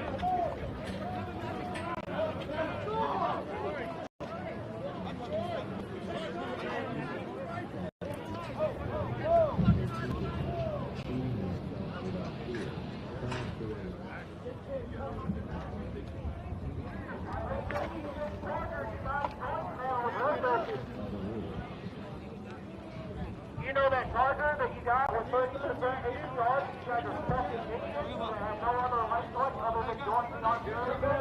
A lot of evil has been perpetrated under the phrase just following orders. Just following orders. A lot of evil's been perpetrated under just following orders.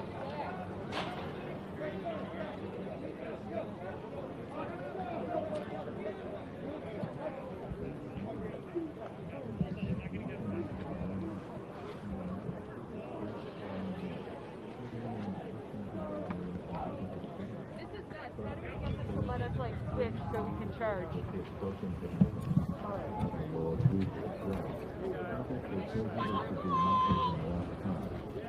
Oh!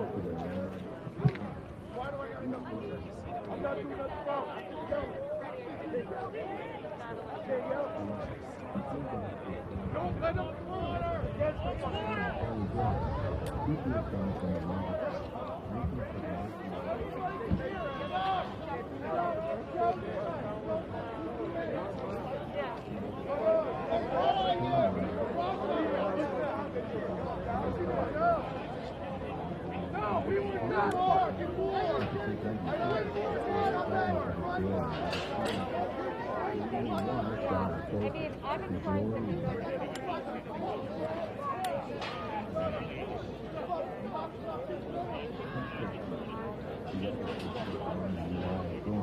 We are also an elder and a witness of the suffering of the saints.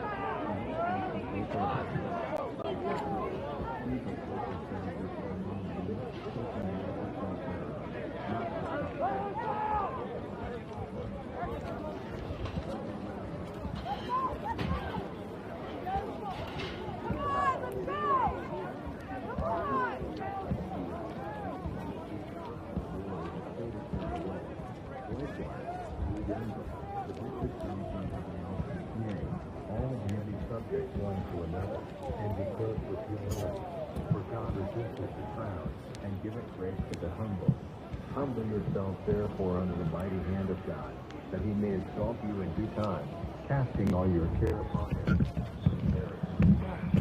sober, be vigilant, because your adversary the devil, as a roaring lion, walketh about, seeking whom he may devour, whom he hates steadfast in faith, knowing that the same person bears conflict and pleasure of all knowledge. At the God of all grace, who hath called us under his eternal glory by Christ Jesus, after that we have suffered the law, Matthew 7. Oh, Daryl!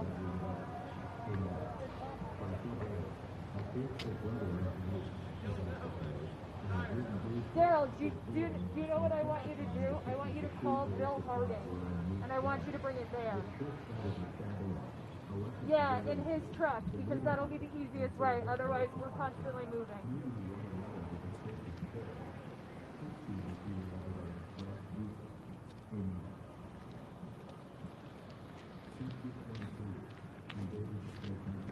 Do you want me to send you his number? Okay. Or I can, hold on. Oh, okay. 1 second.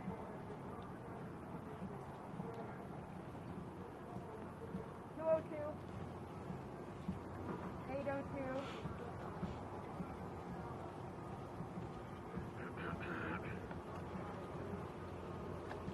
What do we think here? Let's keep going. What is it? Okay, thank you so much. Bye. So I was coordinating the all-important sandwich delivery.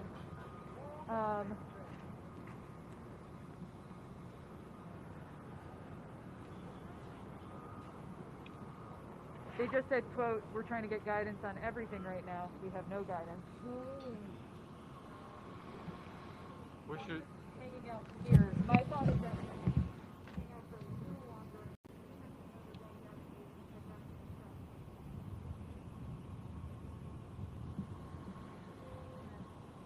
They're warning us again. They're warning us again about what? Curfew. Does everyone have trespassers? You don't, right?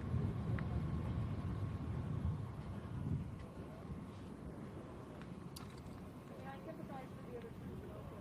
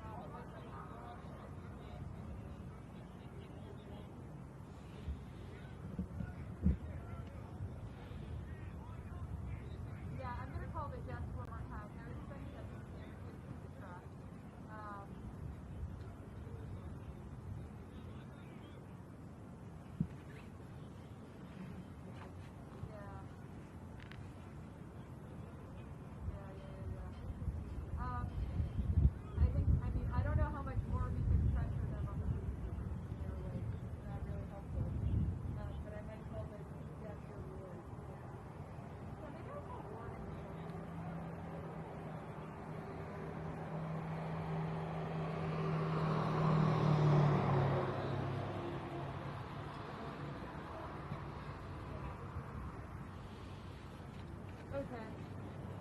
All right, that's helpful. We should go to the car. So we can't go Closer to to the the car car. over here?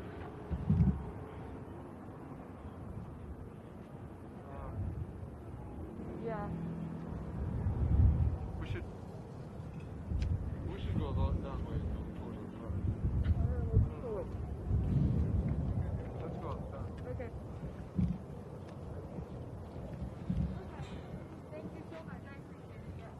We're moving. We're just trying to stay away from trouble. We'll keep you posted.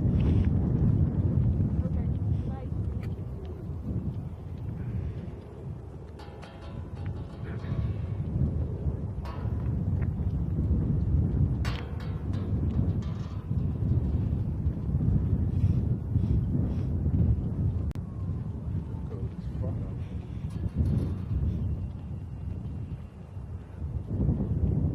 So the trade bodies are going to be basically at the, Black Lives Matter Plaza and Yeah. Freedom Plaza there. So The Senate was just given the clear that they could return to the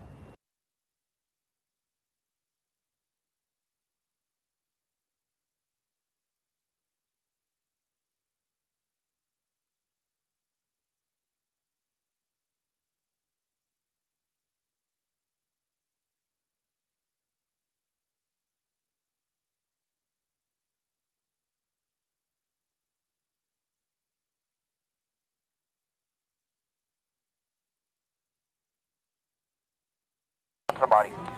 He can't walk. I don't know exactly where it is. Can you hold this? John, can you hold this?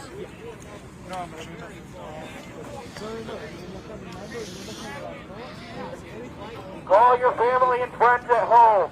We need everybody in D.C. and we need all citizens.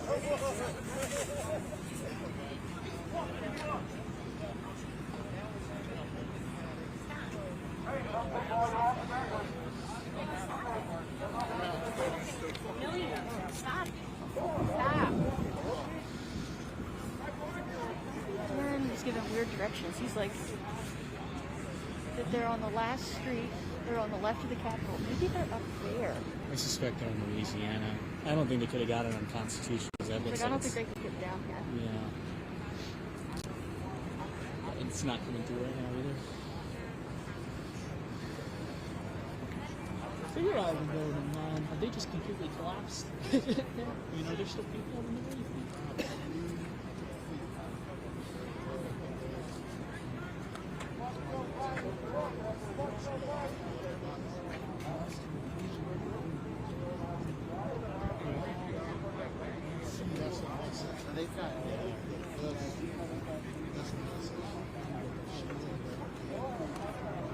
Yeah. The answer to that question is no. When we're done trying to figure out where they are, I think we're going to go over there and see if we can get it, because that'll be the shot. Looking for the I wagon. think they're over there. You think so? I think they're over here. Let's go into the park here and see if we can see them being loaded into wagons. You want to walk up that? You want to walk up that sidewalk? Yeah, let's do that. Let's do that. The park is muddy. Hey, we're gonna walk through the park up to Louisiana and First. So we are.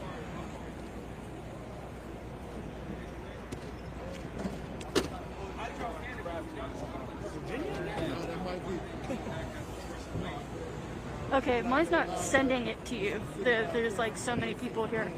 But if you're near lights, I think we're headed in the right direction. Because there aren't any lights near us. We're at like the end of the parking lot. So.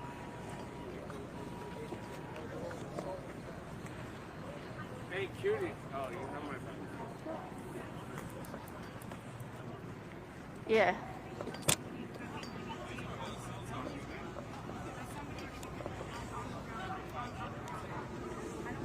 Okay, I lost you because I gotta.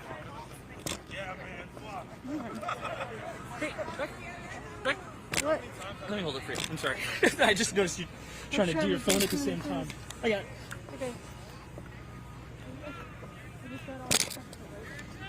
You want to hold it right here?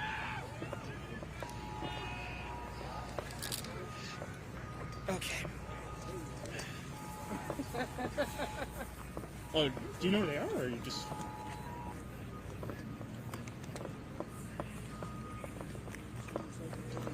No, it's good, baby. Okay, I lost it because of the emergency.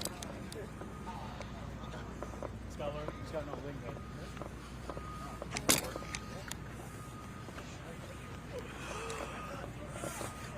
Man, I still can't really see into there.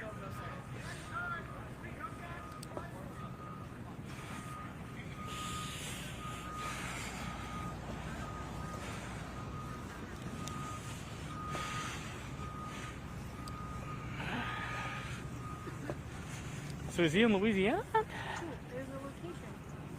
They're in Queens.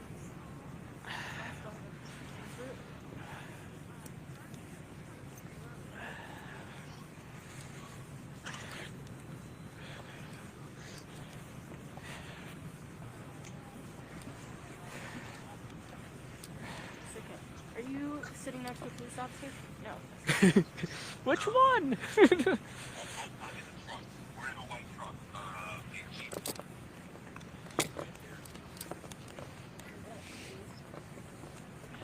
Are you behind? I think that's him. Yeah. Yep, I see you.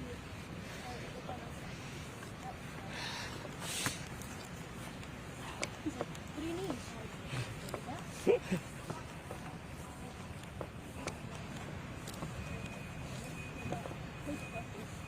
What'd you say? Yeah. That was for the reinforcements, but I'm looking for the wagons too, because they're gonna be loading people up.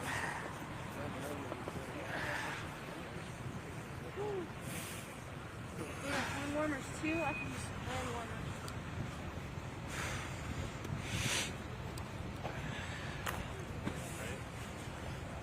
Boy, oh boy, oh boy. Oh, sorry about that. Keep hitting you.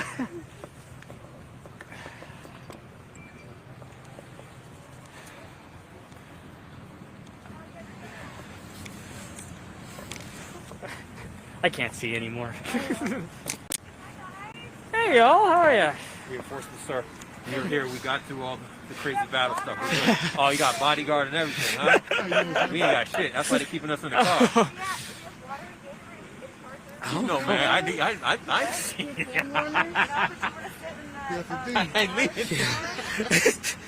Yo, just, Oh, no, real talk. I'm fine. To get this space, there was a dude in the car, and I was like, Charlotte, see if you let us park there. I'm like, but it's you. I reclined back, and he's like, oh yeah, you can take it. Moved back to the car. I came right back up. I mean, 'cause it was different. I mean, it was a lot different. I'm trying to figure out how y'all even got right here. That is really impressive. Yeah. So we must have got here like as soon as they pushed out, like literally, because everybody was all here. Right. They're I don't know if I'm seeing that right. They got batons? Oh yeah, that's full ride gear. Yeah. That's the same that they had back there, right? Huh? That's the same that they had back there. A little bit. Yeah, But where's the battery you need charged though? You know what I'm saying?